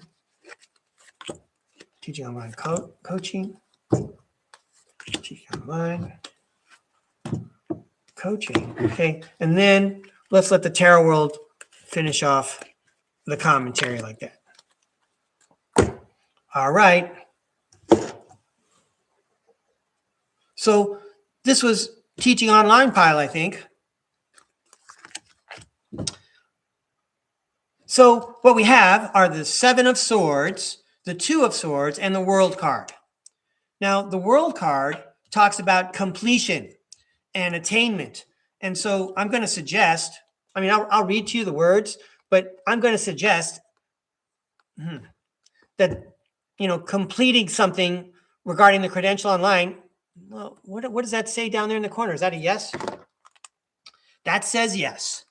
But the 7 of Swords card says no, and the 2 of Swords card says maybe. So it may just be, you're trying to decide, should I complete it? Because I can't see what the benefit's going to be if I complete the teaching credential online. Should I do it? You don't have all the information yet. That's why, you're seeking information even from Breakaway Ray, total stranger. Let's go now to the coaching. If we just stay with the coaching. Wow. Well, you must be doing a great job with coaching. We have the King of Cups. He's the best leader of all. The Wheel of Fortune and the Magician card. You seem to be making a lot of magic as the coach. And I just want to say the King of Cups here, he's like, he represents a lot of coaches' qualities. Let me read to you about the King of Cups. He's emotionally balanced. He shows compassion. He's diplomatic. He is in control. He's a supportive leader. He's empathic. Okay? He knows when to push his team and when not to, and how to make a game plan. So you seem like you're already very successful, making magic over here as a coach. You're not sure what completing the teaching credential online will do. So it's just a reflection of what our question is. Wow. I got good news and bad news. You have the Hermit and you have the Empress. These are both wonderful, wonderful cards. I think the tarot world has done this before. I think what the tarot world is saying is that you still have an opportunity to look inward, and you do get to make a choice. There is free will, but you will want to, go into your daily meditative practice and get another gander at what it is you're considering. And then don't forget that the Empress is someone who integrates her darker side and has control over it. So that is to say, I'm just getting these ideas in my head. Don't make a decision based on fear. Understand where the fear comes from before you make any kind of decision. I really do appreciate you inviting me to read. I hope that this was helpful. Thank you very much, level number 9. Good luck to you. Teaching is a challenging business. Certainly from my perspective, and I'm already someone, people would say, you're an old-fashioned version of a teacher, Breakaway Ray. Nobody teaches like you. Nobody ever did. Anyway, very good, level number 9. I do appreciate your comment. Thanks a lot. Well, I see we have God's Flow here. Hey, God's Flow. Let me pull out your name tag. I'm so glad you could join us again, God's Flow. Let's see, so let me try to find God's Flow. I think she has a schoolhouse. She used to have a snow person. If I have to make a new one, that's no problem. God's Flow is in the chat all the time.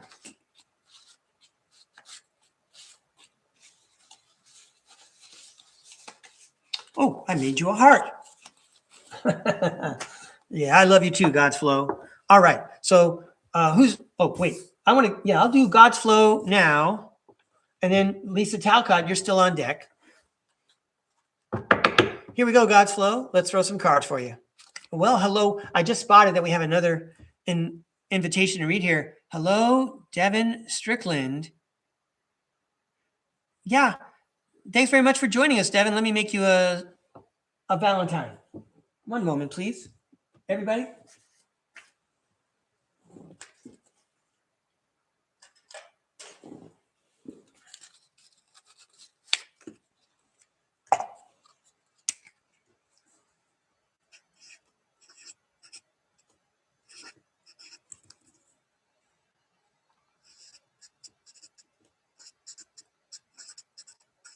Hey, Devin, thanks for joining us.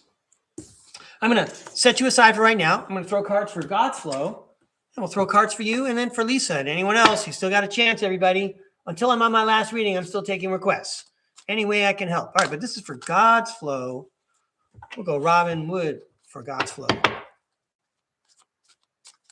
All right, Tarot World, God's Flow is back. I'm sure you're sending her messages all the time. I mean, what does God's Flow have, like orbs floating around her house all the time? Anyway, do you have a fun, inspirational message for God's Flow that I could share with her, please? Thank you. These cards for God's Flow.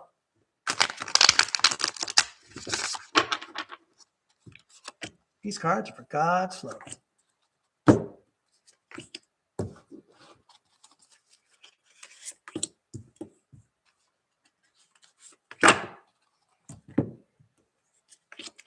These cards for God's Flow. Hey, Tarot World. Thanks for making me look good and sharing helpful messages for all the viewers. First up, it's the Nine of Wands. He's been through the ringer. He's got a lot of weapons he can use, but he's not going to waste target what he's got to do because he's gearing up for his last stand. The Six of Pentacles talks about getting paid, talks about giving and receiving, and also talks about charity. So even this guy might have to like give one of his wands to get someone else to get a leg up. So we have a stronger ally, another partner. I also don't already like that story. I don't like that story at all because I have a sensitivity to giving away money and not getting the cycle reciprocated. So I would be wary about that. That's right. You have to be wary of that. The Emperor says you have to be in control. You have to make a decision, the best decision for everyone involved. Sometimes that means being like the Queen of Pentacles and being practical and telling the kid that you're not going to buy them the candy that they see at the check stand. Okay. The Seven of Wands talks about addressing all challenges. Look, he's got the higher ground and he also looks great in that kilt. He's looking good and still taking people on.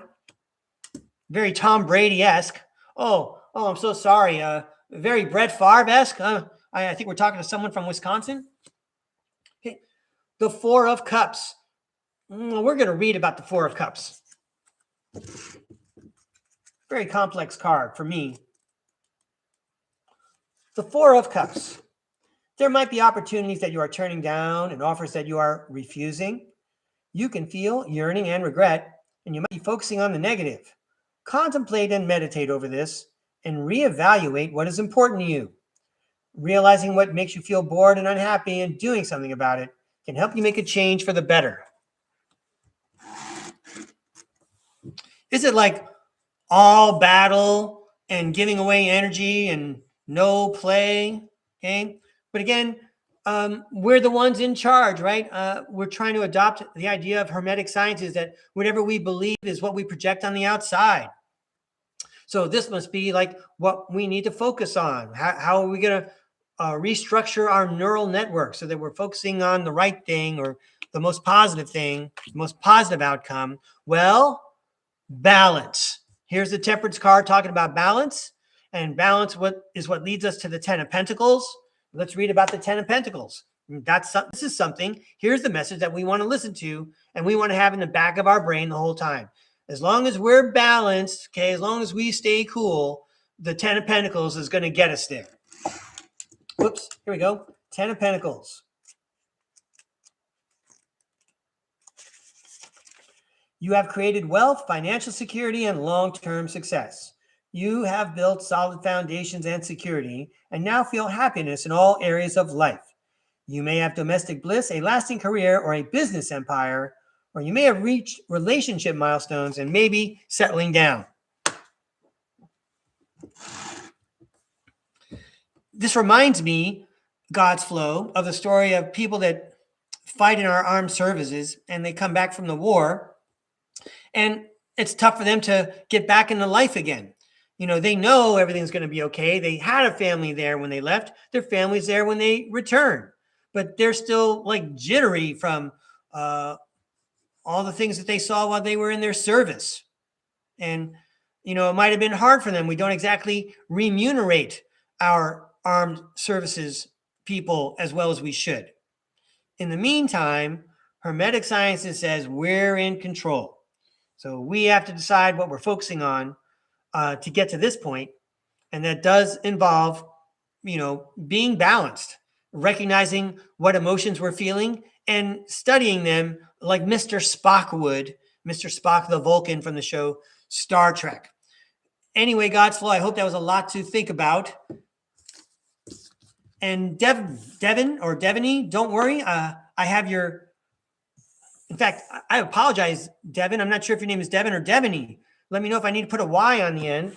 I know people named Devin. I've never met anyone named Deviny. Sounds like a wonderful name. So yeah, Deviny, we're going to throw some cards for you now. Did Deviny have a question? Yeah. February and March. Got it, Deviny. Clear direction for February and March for Devin. Hi, Tarot World. Could you please share some clear direction about February and March for Deviny Strickland? Thank you. Let's help Deviny Strickland. It is Deviny. Well, nice to meet you, Deviny. Glad I left room for that Y. There we go. How interesting. Hey, God's Flow. Thanks for that feedback. That helps me out a lot. Whoops.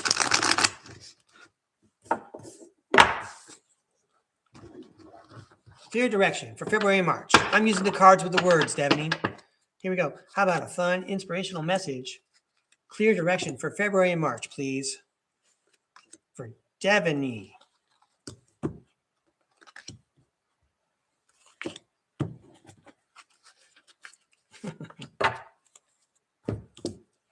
This is for entertainment purposes only. Right on. Hey, Deviny, it's the Two of Swords card. You're all ready to make a decision, but you don't know which way to go yet. You don't have all the information. That's indicated by the blindfold, but that's cool. You just sit back and relax and enjoy the sounds of the beach until the information comes in and you're ready to pull the trigger, as they say. Cool. The Four of Pentacles tells us to prize what shines. Remember what is valuable and don't care about anything else. Yeah, you really have to know your values for this decision to be clear-cut. Oh, the Temperance card showed up again. We're talking about balance. We might as well read the Temperance card to you.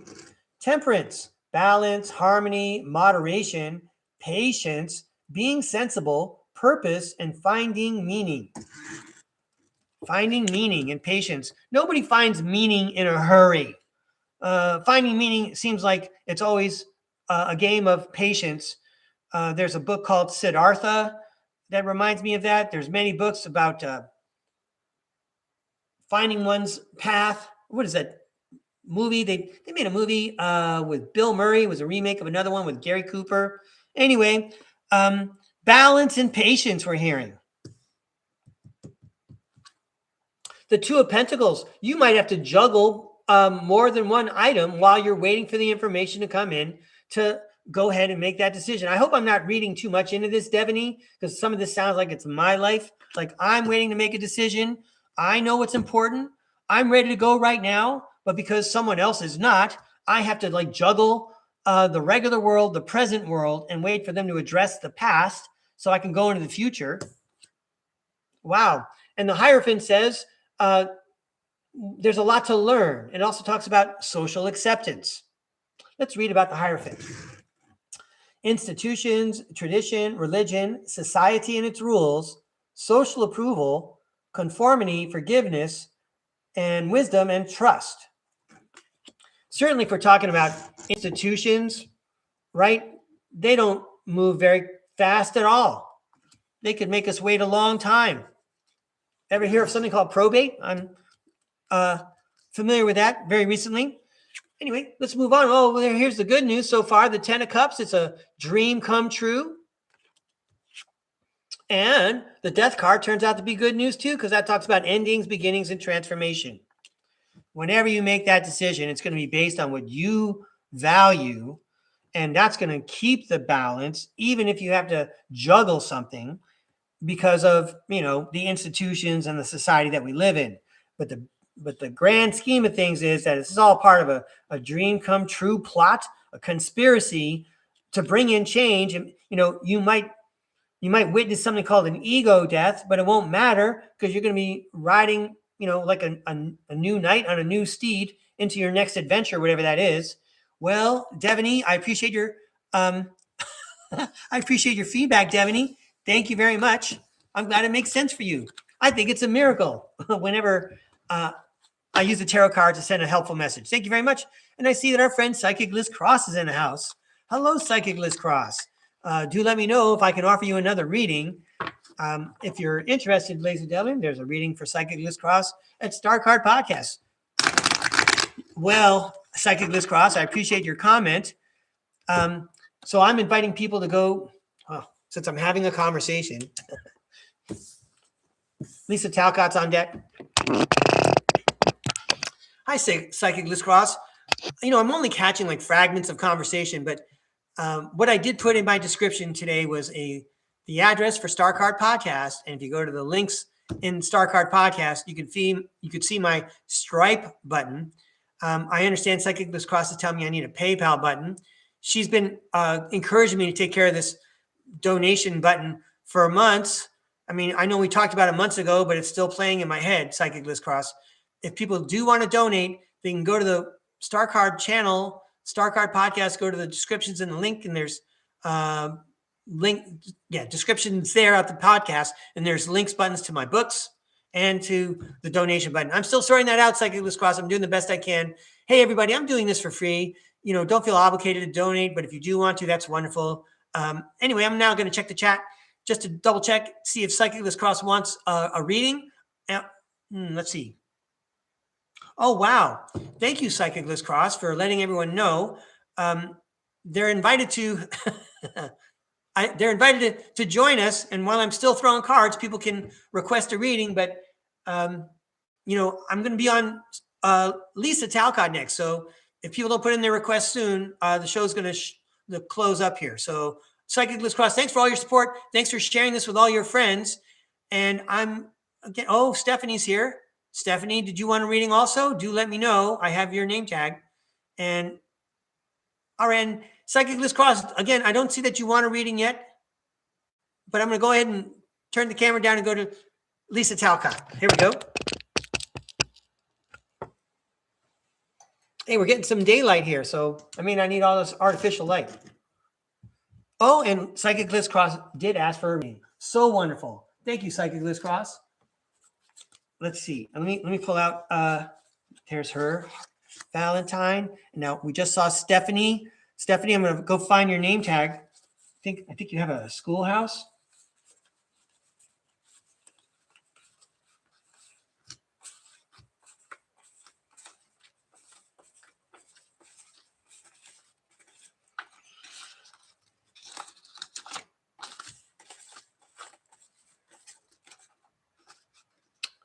Stephanie, I think I'm going to make you a Valentine.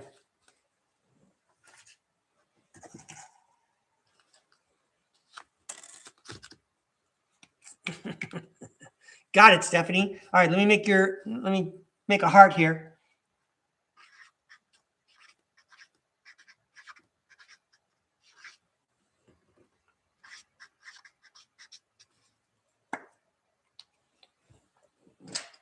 All right, so I'm going to take care of Psychic Liz Cross and Stephanie Clark in a moment. I'm going to throw cards for Lisa Talcott right now.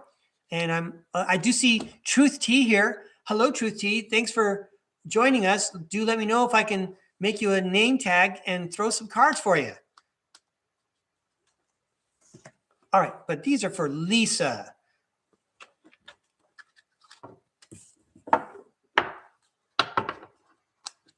Yeah.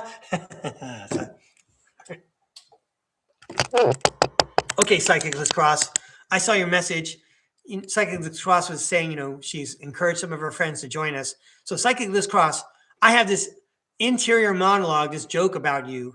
If we were all in high school, you would be like the head cheerleader that everybody liked, and you wouldn't be like the stereotypical head cheerleader who has like an attitude problem, okay? You'd be like friends with everybody. Everybody would like you. And so whenever you would invite Psychic Liz Cross to a party in high school, you'd have to say, hey, Psychic Liz Cross, I'm having some people over on Friday. You can only bring 200 of your closest friends. All right, but anyway, let's throw some cards for Lisa.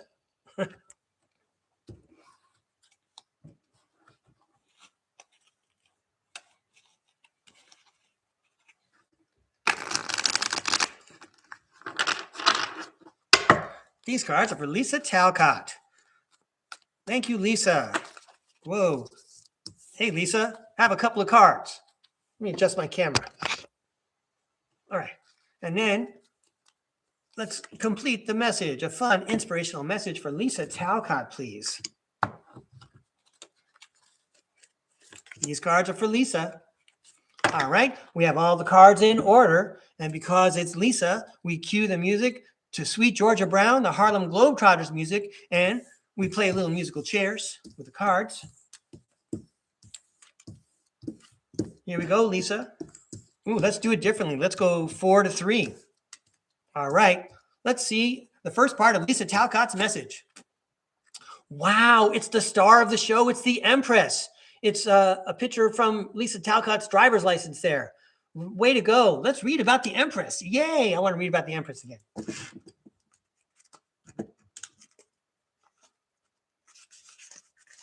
This is day 4 of our 5-day countdown of 5 days with the Empress. The Empress card, there is beauty, abundance, and femininity in your life. There may be a new opportunity, romance, art, or new business on the horizon. Focus on your senses and on creative expression. You will experience pleasure and deep fulfillment. All right, next up, ooh, the 2 of Swords. There's a decision on the horizon. Wait for all the information to come in. You look a little bit like Luke Skywalker with a blast shield down. You'll be fine. Ooh, the Hangman says, take a look at things in a different way. Hey, you got to make a decision? Let's have a different perspective. Sweet. And that involves being active and moving forward, says the Chariot. So you're all set to make a great decision. Did someone throw some kind of decision in your lap? That ain't no big thing. I can use my Empress skills, move forward in an active way, thrive, and I'm going to be okay. Everyone's going to be okay. I'm the Empress. I don't just look out for myself. I'm looking out for everybody because this is my planet. Ace of Wands, making magic happen. King of Wands, the big picture, overcoming all obstacles. This card really looks 3-dimensional right now. And finally, the Knight of Swords. Charge forward energetically.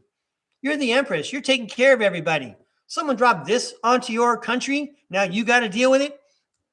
Ain't no big deal. I've got so many friends and allies, even people that didn't used to be my ally. We can work together and make this happen. I just got to reach out and act on it.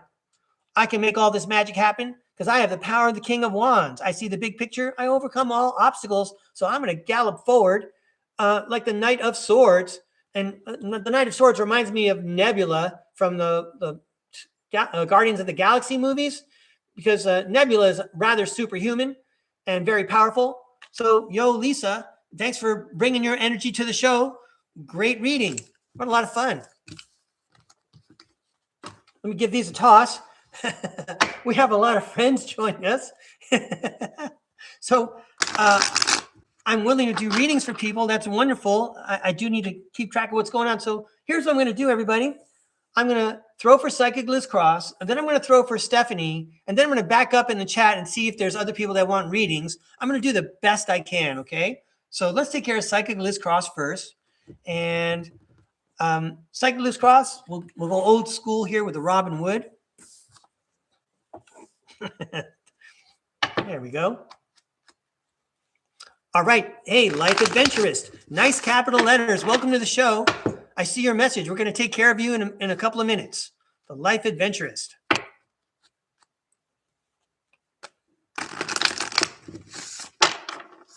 All right. These cards are for Psychic Liz Cross. Can we please have a fun, inspirational message for Psychic Liz Cross? She does such good work. I was watching her podcast yesterday. I think that was Mr. Reality, and they were talking about that island. Oh, God, terrible, terrible. Anyway, Psychic Liz Cross, thanks for sharing information with all of us. It's helping us all make a good decision.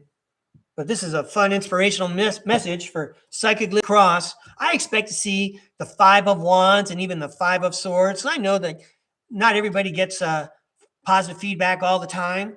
Okay, that's part of the game, isn't it? You know, if you're going to play football in the United States, you're going to get hit. You might as well put on your pads.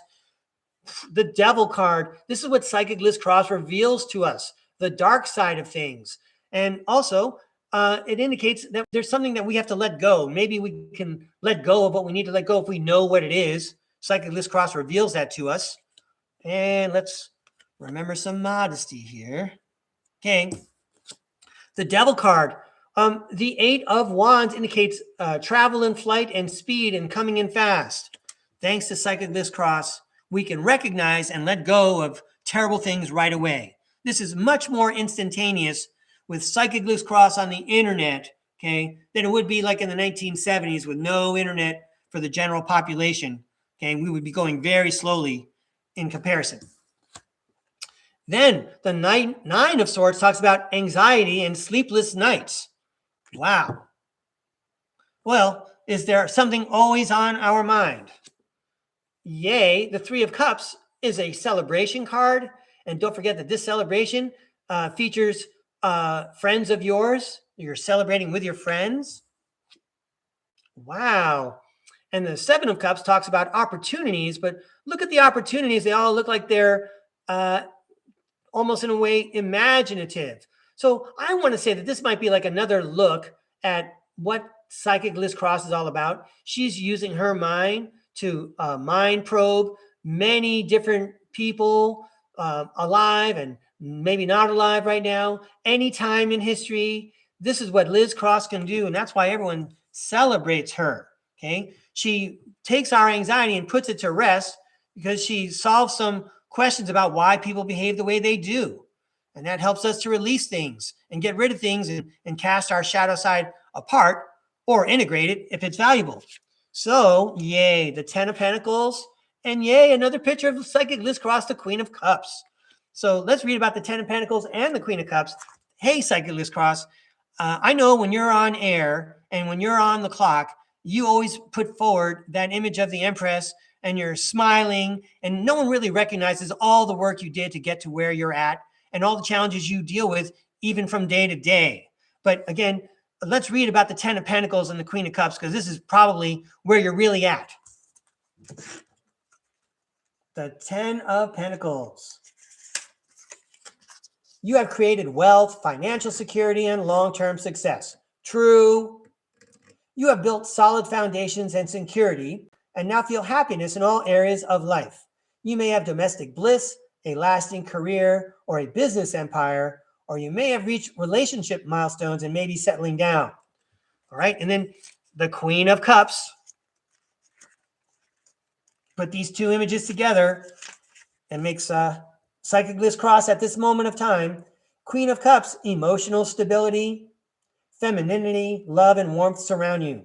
There might be a mature female in your life who is supportive and caring towards you, or you might be a sensitive, caring, nurturing soul yourself. Ding, ding, ding, ding, ding. An empath, ding, or a good mother, ding, ding, ding, ding, ding. You are intuitive, in the flow, a daydreamer, a psychic, a good listener. The tarot cards couldn't have been more correct, could they? Way to go, Psychic Liz Cross. Thanks for tuning in again today. I really appreciate it.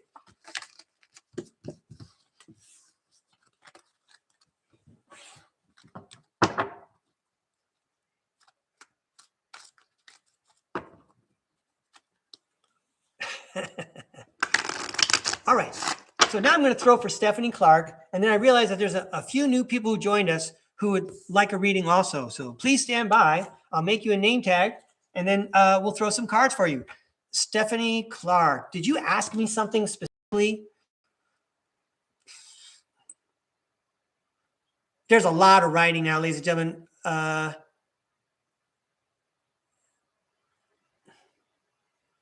Wow. Okay, so Stephanie, I'm going to go ahead and throw cards, and we'll see what kind of message comes out. Why don't I spice it up a little bit and throw a different set of cards? You know what? People really like the neon deck, so why not show it off? Hey, you're welcome, Psychic Liz Cross. Thank you so much. All right, let's throw some neon cards for Stephanie Clark. Here we go. Stephanie, oh, you just sent me a message. Oh, you wanted old school. I think you meant old style. Hang on.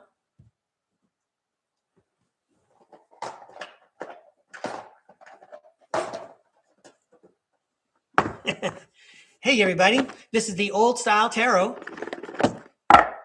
Here we go, Stephanie.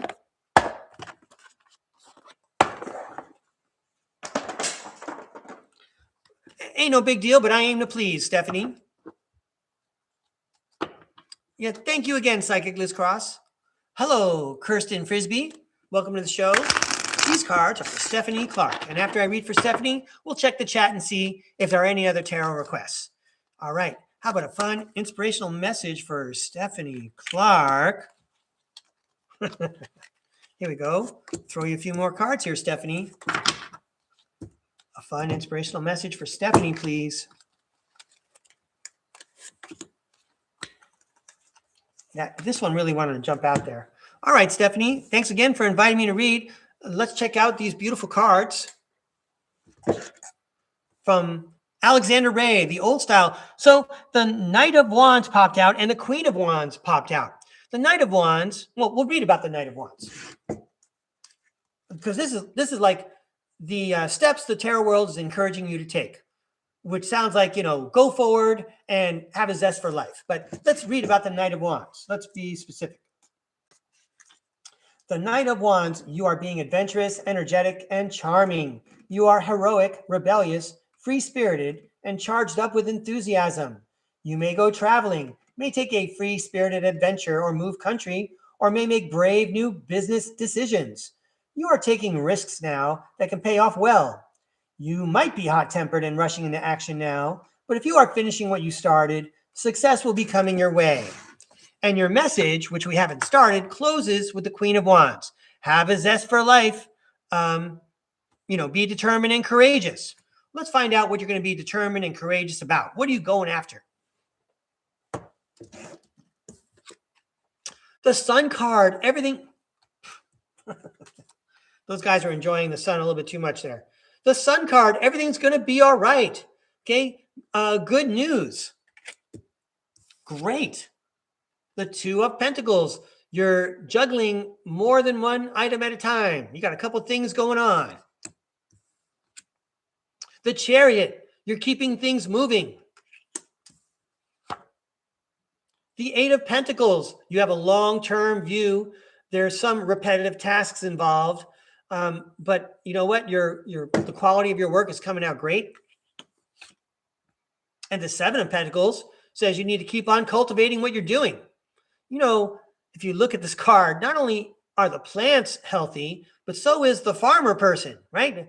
That guy's not going to the gym. That's just from naturally working and applying himself to helping another creature thrive. So, hey, you know what, Stephanie, these cards are telling me that, your world is sunny and bright. It's actually a blessing that you have more than one thing to juggle, because you always got something on the back burner and you always keep it going. And you're not just putting something on the back burner and forgetting about it. You're stirring it every once in a while because you're nurturing things and you're growing things. So, it almost sounds like a working parent in a way. There's a working parent or a parent who also has a passionate pursuit or some kind of project in addition to the children that she loves. And so, keep on doing what you're doing. You're riding in the right direction. Be courageous and determined. Have a zest for life. You got it all going on. You got the Sun card. Way to go, Stephanie. Thanks a lot for inviting me to read. All right. So now I'm going to go back into the chat and find all the people who were interested in another tarot card reading. Right on, Stephanie. Thank you for your feedback. Okay. Hey, everybody. I haven't had a crowd this big live, so I'm going to do my best to track down all the people who wanted a reading. If you put it in all capital letters, I'm more likely to see it. I'm going to make you some name tags. It's February. I got these little Valentines here. Okay, so I'm going to scroll up down the chat and see. Yeah, Dex1. Hi, Dex179. I'm making you a heart, and you're talking about jobs. Okay. Got it. Now, Life Adventurist. Hi, Life Adventurist. Let me make a heart for you.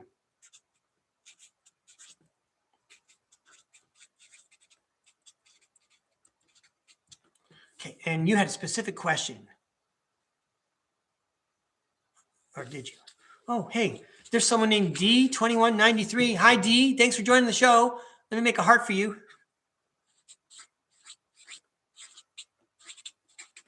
Okay, who else am I missing here? Hello, Christine. Hi, Christine, 2901. One moment, please.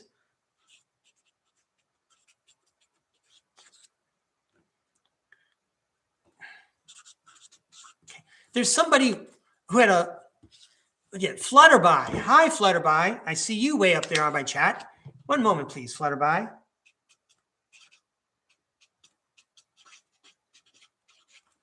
Okay, there's somebody, I mentioned that person's name earlier, and I don't want to lose track of that person. Do I have Life Adventurist? Yes.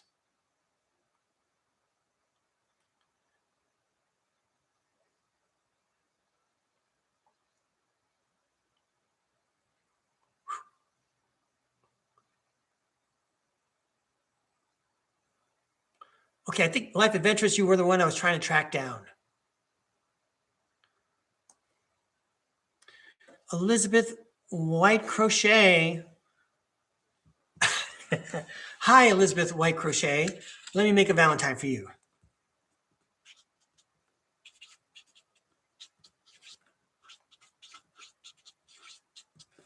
Okay, let me see. Hi, Arizona Raven, trying to help me. Did Kirsten want a reading also?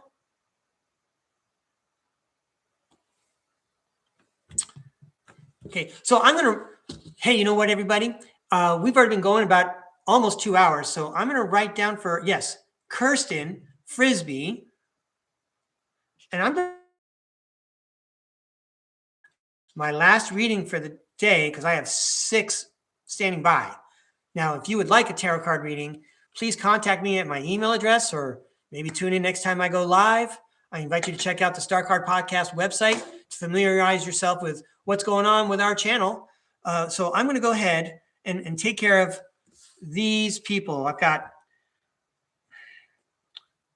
Christine, 2901, Flutterby, Dex1, Life Adventurist, D, Elizabeth White Crochet, and Kay Frisbee, and yeah, Kirsten Frisbee. And you know what else? Again, I hope I didn't miss anybody. Everyone knows I try to do the best I can and give everyone a reading, but I'm going to go with these for right now, and let's see how we do, everybody. Thanks a lot for inviting me to read. Thanks for tuning in. I really appreciate it. Okay, so I'd like to start with Christine. Okay, Christine, I'm going to throw the neon cards here.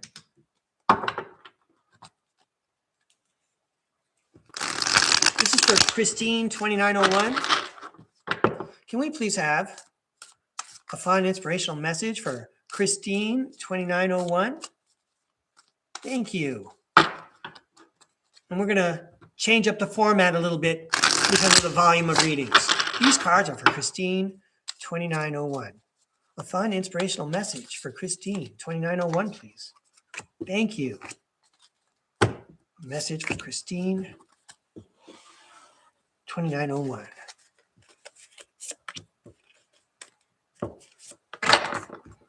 All right, Christine, 2901. Thanks for inviting me to read. Let's see what these tarot cards have to say.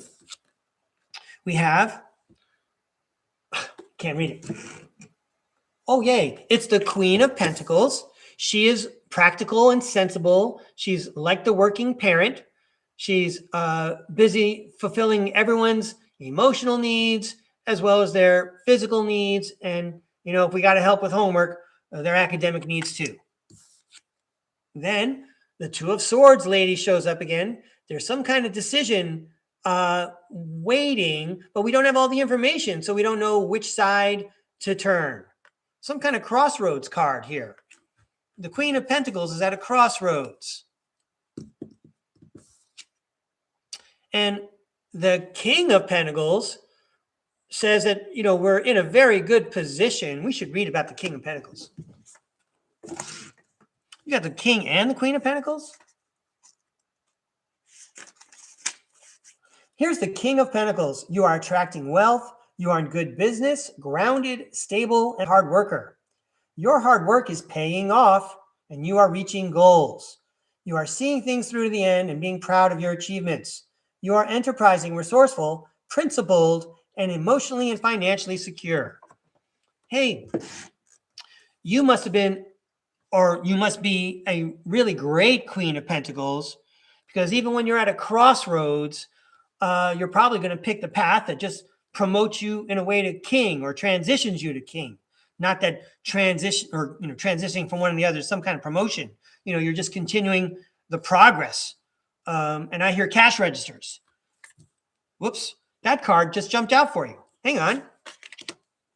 We have the Five of Swords and the Sun card. The Five of Swords talks about abuse and wait, do I have that right?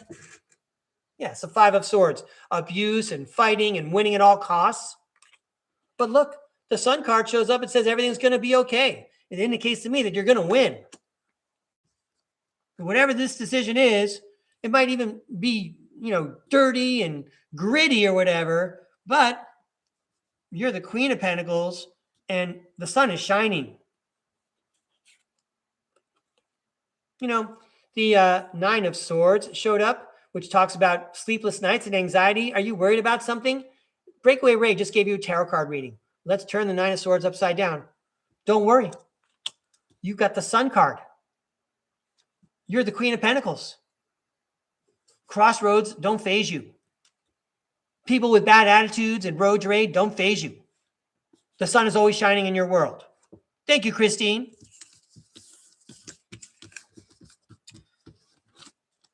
All right.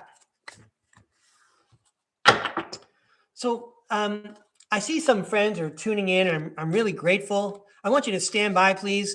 I already have like 6 or 7 readings, and let's see what I can do. I do have to postpone some readings probably for another show. All right, but let's take Christine off the deck, and let's throw for, I think Life Adventurous had a particular question. Let me see if I can find that question again.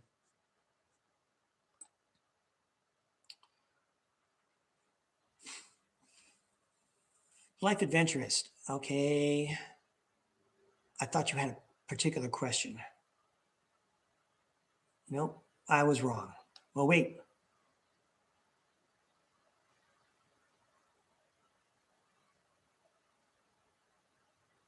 You know what, Life Adventurous? If you had a specific question, you could drop it in the chat. Otherwise, the tarot world knows what you want to talk about. So let's throw.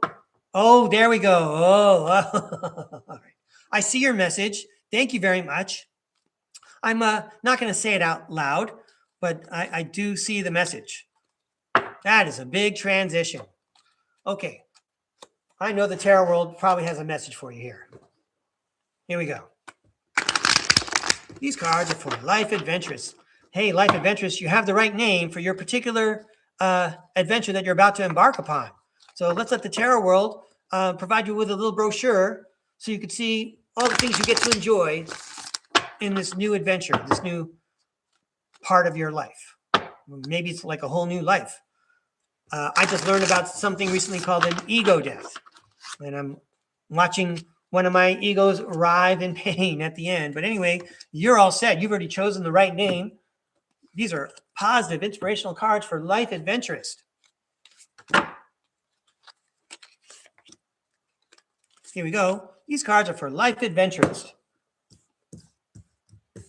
Well, Life Adventurous, there you are in your new life. You have a page of pentacles. You have a brand new opportunity being presented to you. And maybe, when we talk about justice and the law and government, maybe law and government was involved, but maybe the justice card also represents balance. It's going to be like a good thing that everything got sorted out so that we can balance things like energies, for example. You're moving into this new project balanced. Again, your name indicates that you've already mentally done the work for this part. Wow, we were just talking about balance. Here's the Two of Pentacles, and he's balancing more than one pentacle. And this card talks about balance and cause and effect. Wow, check it out. You got the Strength card. So I'm hearing, again, balance, balance, balance. Strength card, exclamation point. I'd like to point out that the Strength card talks about telepathy between the woman and the lion. Obviously, neither is bothered by the other. They appreciate each other's company. And there was something else about the Strength card. It's going to come back to me, I think.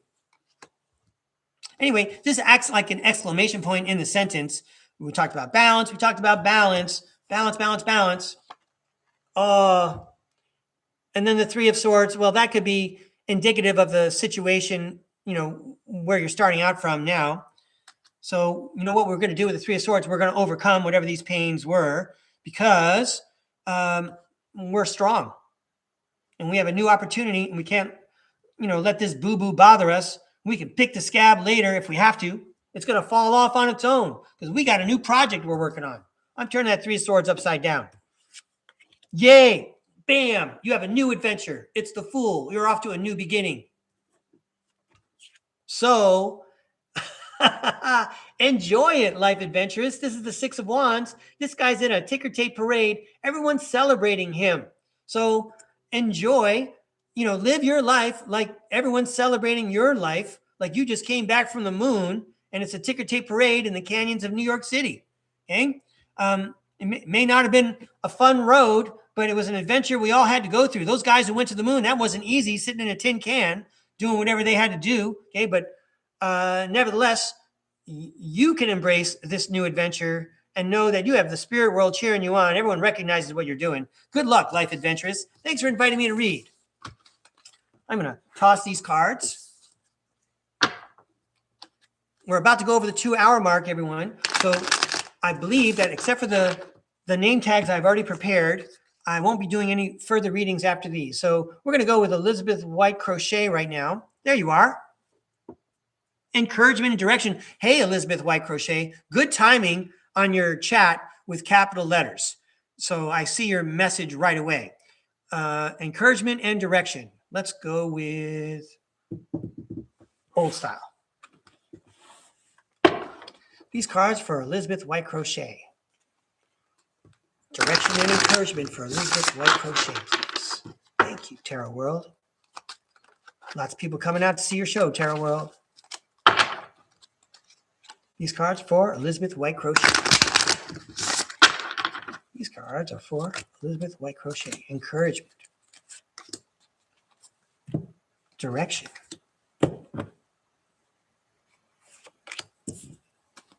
All right, this is for entertainment purposes only. So happy you invited me to read.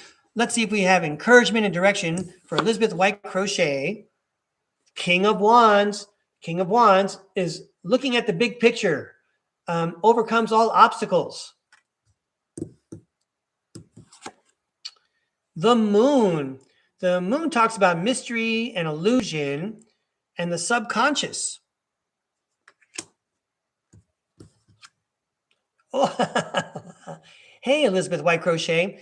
In the old style deck, it comes with a blank card, and I leave the blank card in because I think it's fun. And then you have the Nine of Swords, which talks about sleepless nights and anxiety. So you're asking for direction and encouragement. You can overcome all obstacles. Not only that, let's take a good look at our subconscious, our programming, okay? Because you can hit the reset button and start over. Now, it sounds like a daunting task, but something tells me you know what I'm talking about and you've probably done it before. I mean, do you listen to binaural beats? Do you listen to affirmations? Do you write your own? Do you have special prayers? Do you have a special meditative practice? Then this 9 of Swords needs to be turned upside down, because the Moon card and the blank card are where it's at. That's where your power lies. So we try to understand Hermetic sciences here. Whatever we have on the inside is what we project on the outside. So you can make this blank card whatever you want it to look like. You got to explore the subconscious first. You also finish your message with the Chariot and the 10 of Swords. The Chariot says, keep on going. And the 10 of Swords, as gruesome as that image looks, indicates that the hard times are over. The hard times are over. So keep going. Leave that misadventure, if there was one, in the past and ride your mighty chariot off into the sunset. Enjoy the ride. Good luck. Thank you for inviting me to read. It was a pleasure to meet you. Well, hello, Jason 420. I'm glad that you tune in, Jason.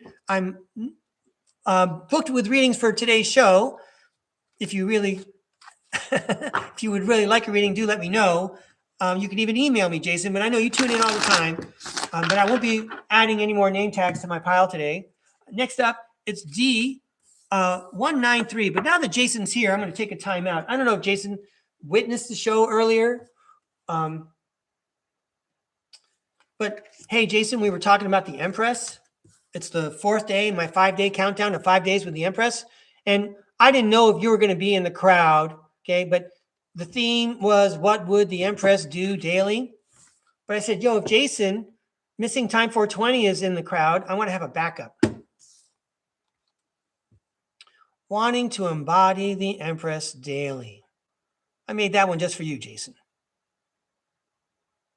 Right. And yeah, you're very welcome, Elizabeth White Crochet. Thanks for your message. Let's get a message now for D2193. All right, D. I'm going to throw the ethereal bloom for you.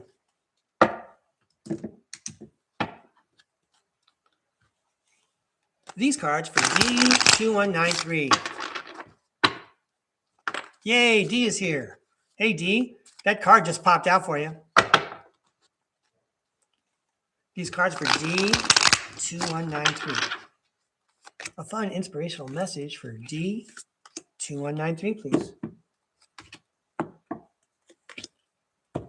Here we go, D. The Death card. That looks like a great Halloween costume. I mean, it's fleshless, but it's still smiling and having a good time. The Death card talks about endings, beginnings, and transformations. How wonderful. I like that idea when you got this 5 of Swords guy sitting on the horizon. Okay, the Knight of Cups, it's the knight in shining armor. Is there some kind of change happening? Maybe some kind of knight in shining armor has shown up. This could be a situation or a person. We may not even recognize the person. Look, this guy's identity is shrouded. I might even be confused and say, is this a headless horseman? Is he holding a tiny pumpkin? What's going on? Okay, but this is a knight in shining armor. This guy's going to help us out with our transformation. I don't like helpers disguised as people who don't help. That really bothers me.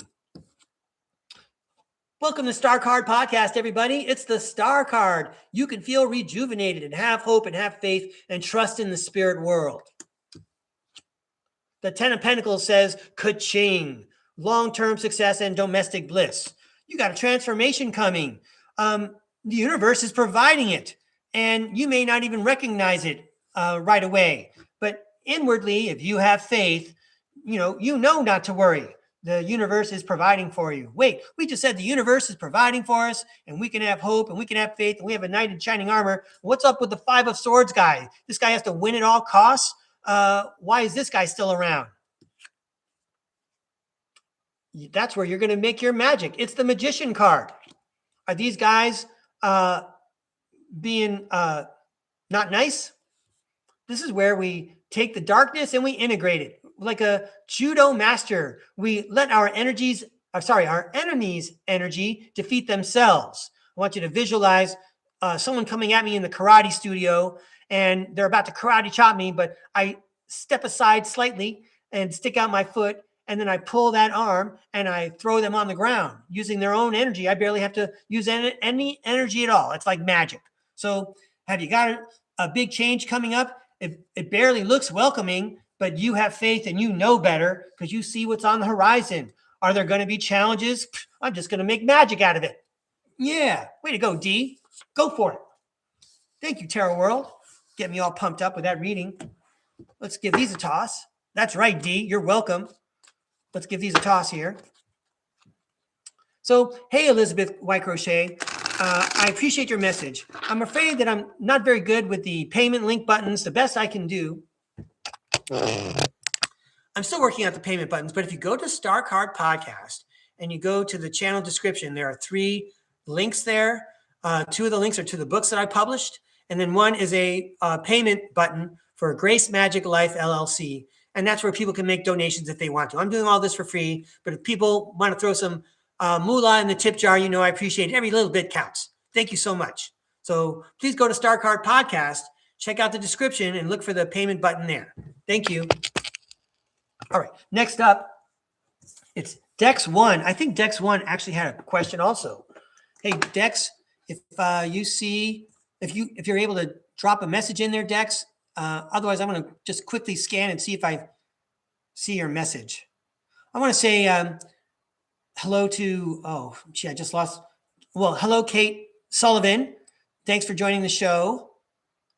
Let's see. I'm trying to find a message from Dex. Job outlook. There we go. Dex. Okay, Dex. Got it. Let's go with the cards with the most detail. These are the ones with the words on them. Here we go. These cards for Dex. We're talking about a job outlook. Now, I just cut the cards, Dex, and I cut them just to shuffle, right? I got the World card, which indicates completion, and then I got the Page of Cups, which indicates a happy surprise. Okay, so anyway, let's continue. These cards are for Dex. Interested in the job outlook. Sounds like the tarot world already wants to be positive and inspiring, offering us a Page of Cups, a happy surprise, and the World card telling us that things are completed. Yeah, maybe the old job is completed and a new one's coming your way, or a new path. Job prospects for Dex, please. Thank you for this helpful message.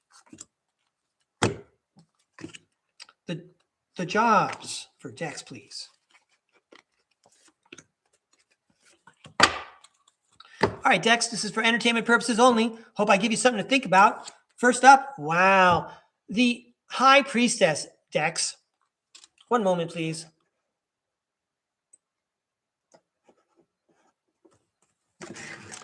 The High Priestess, intuition, sacred knowledge, the subconscious, divine feminine, trust yourself, sensitivity, purity, and high morals.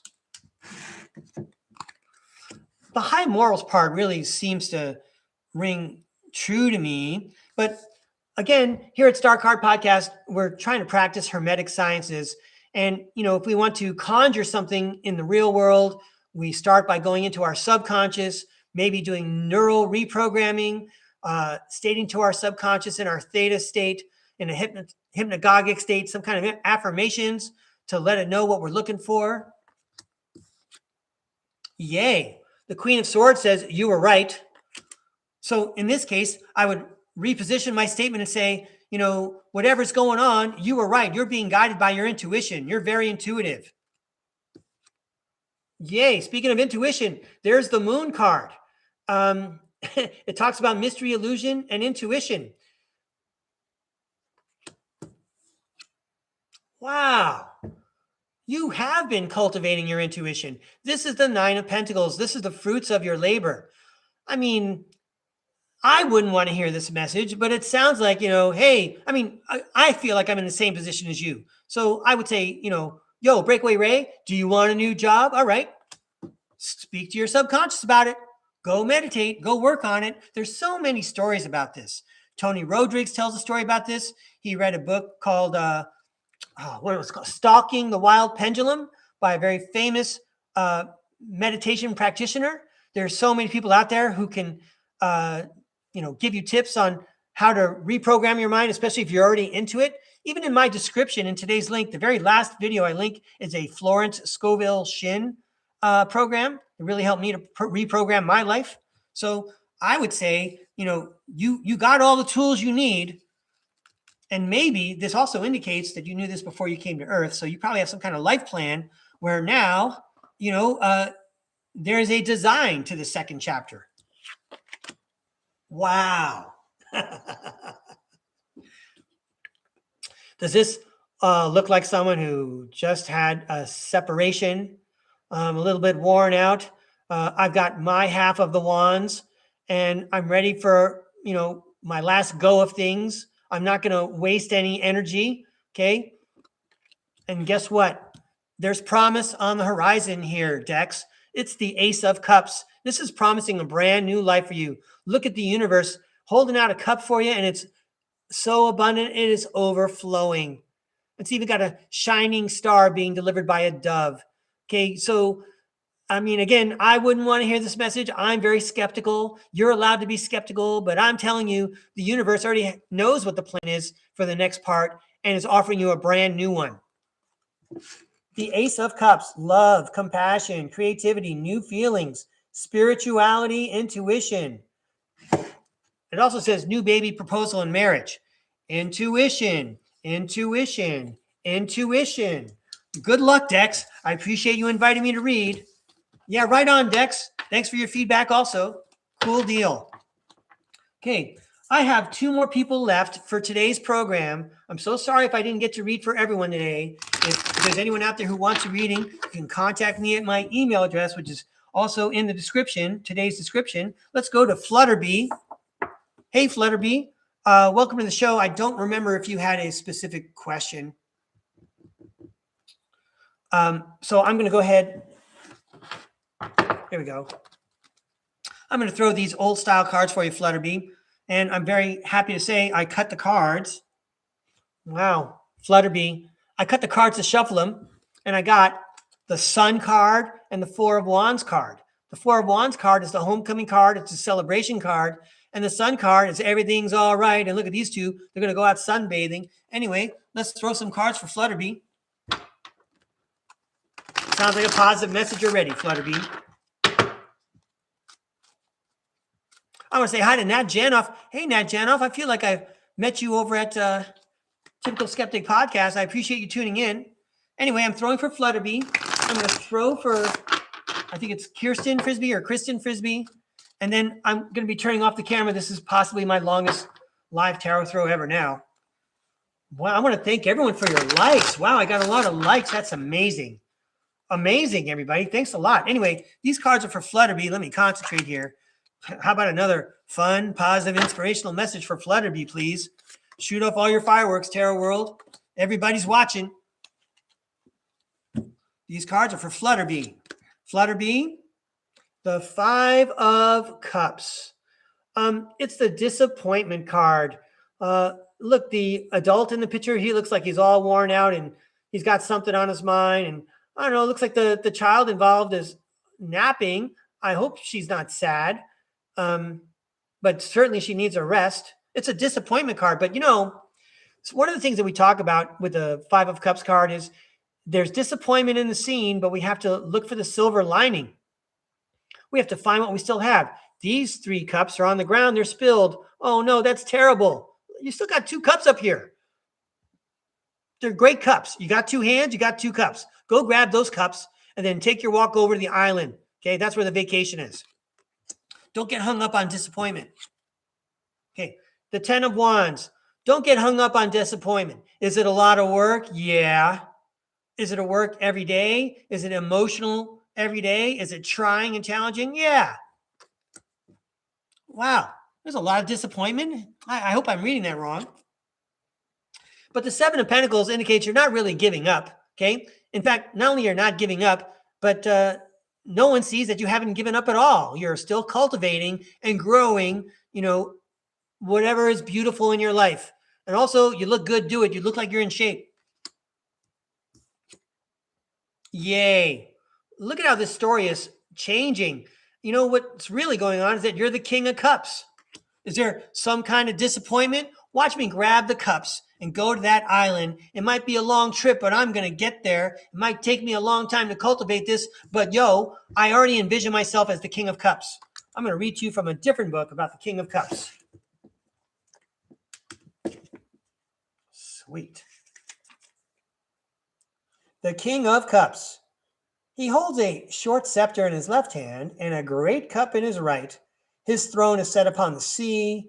On one side, a ship is riding, and on the other, a dolphin is leaping. The implicit meaning is that the sign of the cup naturally refers to water, which appears in all of the tarot cards. Okay, hang on.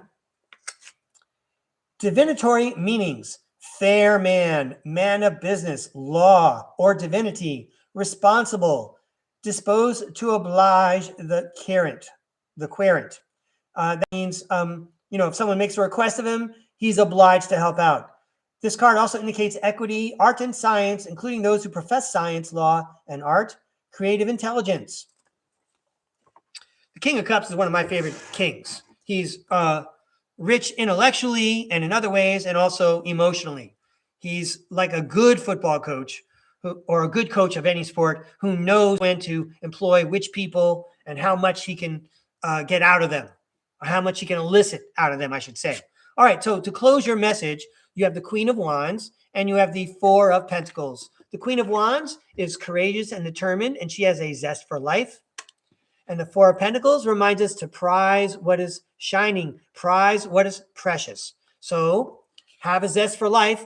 Only hold on to what is precious to you. You don't need to hold on to anything that's going to remind you of disappointments anymore. So I sure hope that helped you out, Flutterbee. It helped me having you invite me to read. I appreciate the practice. Thank you very much. I want to thank and say hello to Petronym 5072. Thanks for joining, Petronym. Thank you, Missing Time 420, for helping out. Oh, Kristen Frisbee. Good. I see your message. Let me take that. Let me make note of that right now. Here we go, Kristen. Let me see what's going on. This is going to be my last reading today, everybody. One moment, please. Let me take a look at that message.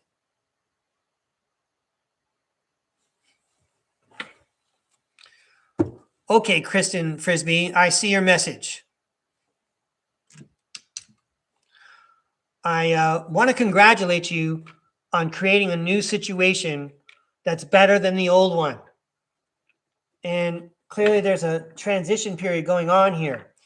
Kristen Frisbee, I don't know if this is your first time to our show, but I believe that there's a link in my description to someone named Margot Elise Miller.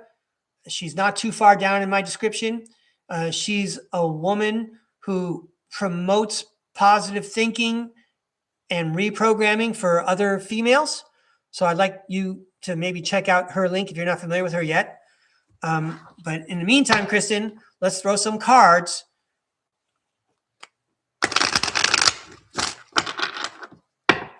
We want to make sure that, everyone is provided for and that everyone involved is going to survive and move on from whatever happened.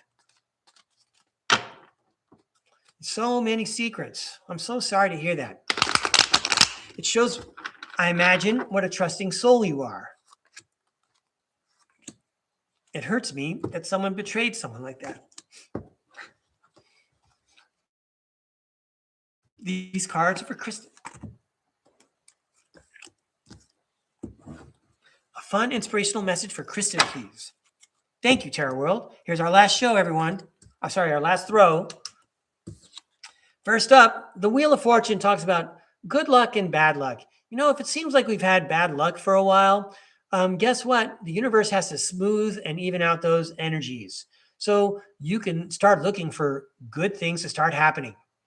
And the Wheel of Fortune also talks about a life plan. And I would want to hear this. Nobody wants to hear this. But so many of our trials, supposedly, are things that we chose before we came down here. We wanted to experience this. We wanted to gain the knowledge and understanding we can gain from having experiences like this on surface planet Earth. We can't get anywhere else. But let's start looking for the energies to be leveled out and even out for you, okay? Good things must be coming your way. Oh, we talked about the hidden things. Here's the Seven of Swords. It talks about things that are hidden and someone getting away with things. Okay. You know what? I already don't like the card. I'm going to turn it upside down because it's been revealed. You already know about it. And now what do we do with that information? Hopefully we ignore it and we keep the wheel going. Oh, dude, the Five of Swords. It's another picture of what you went through. The Five of Swords talks about abuse and winning at all costs. I'm sorry, I'm turning this one upside down too. We are overcoming these because that's part of our path. Yay. Look at how the tarot world is helping me. Here is the Six of Swords. I pulled these randomly, Kristen Frisbee, and yet we got 5, 6, 7 of Swords. All three of those are in sequence. And guess what the Six of Swords says? The Six of Swords tells us that we're being guided from rougher waters to calmer waters by an invisible hand, by a divine hand, by your spirit guides, by your higher self. It's part of your life plan. Hooray. Oh, phew. I'm so relieved. The Queen of Swords says, you were right. And the Hangman indicates that it's time to take a different look at things in a different way. This could be like the position you came to before you even showed up at StarCard Podcast. You were right all along. You figured it out. And now everything looks different. Okay, well, let's focus on the Six of Swords. The spirit world is right there, offering you a helping hand and pointing your boat in the right direction. I presume that you have some kind of connection with your spirit guides or your higher self. You have some kind of regular meditative practice. So I encourage you to, it's not like this is just a picture of what's going on, perhaps, Kristen, but here's the good news. Your perspective is changing because you see the truth, and it's part of your life plan to get past these obstacles. The spirit world is sailing you away from that. Good luck to you, Kristen. I sure appreciate everyone tuning in today and tuning in to StarCard Podcast. I want to thank all the subscribers and the new subscribers. Don't forget to like, share, comment, and subscribe. Well, it was another great day at StarCard Podcast. Hey, everyone, you made my day. My name is Breakaway Ray. Now go out and make your own day. All right, we'll see you next time on StarCard Podcast. This was day 4 in our 5-day countdown of the 5 days with the Empress. Have a good one, everybody. I appreciate it so much. Thank you.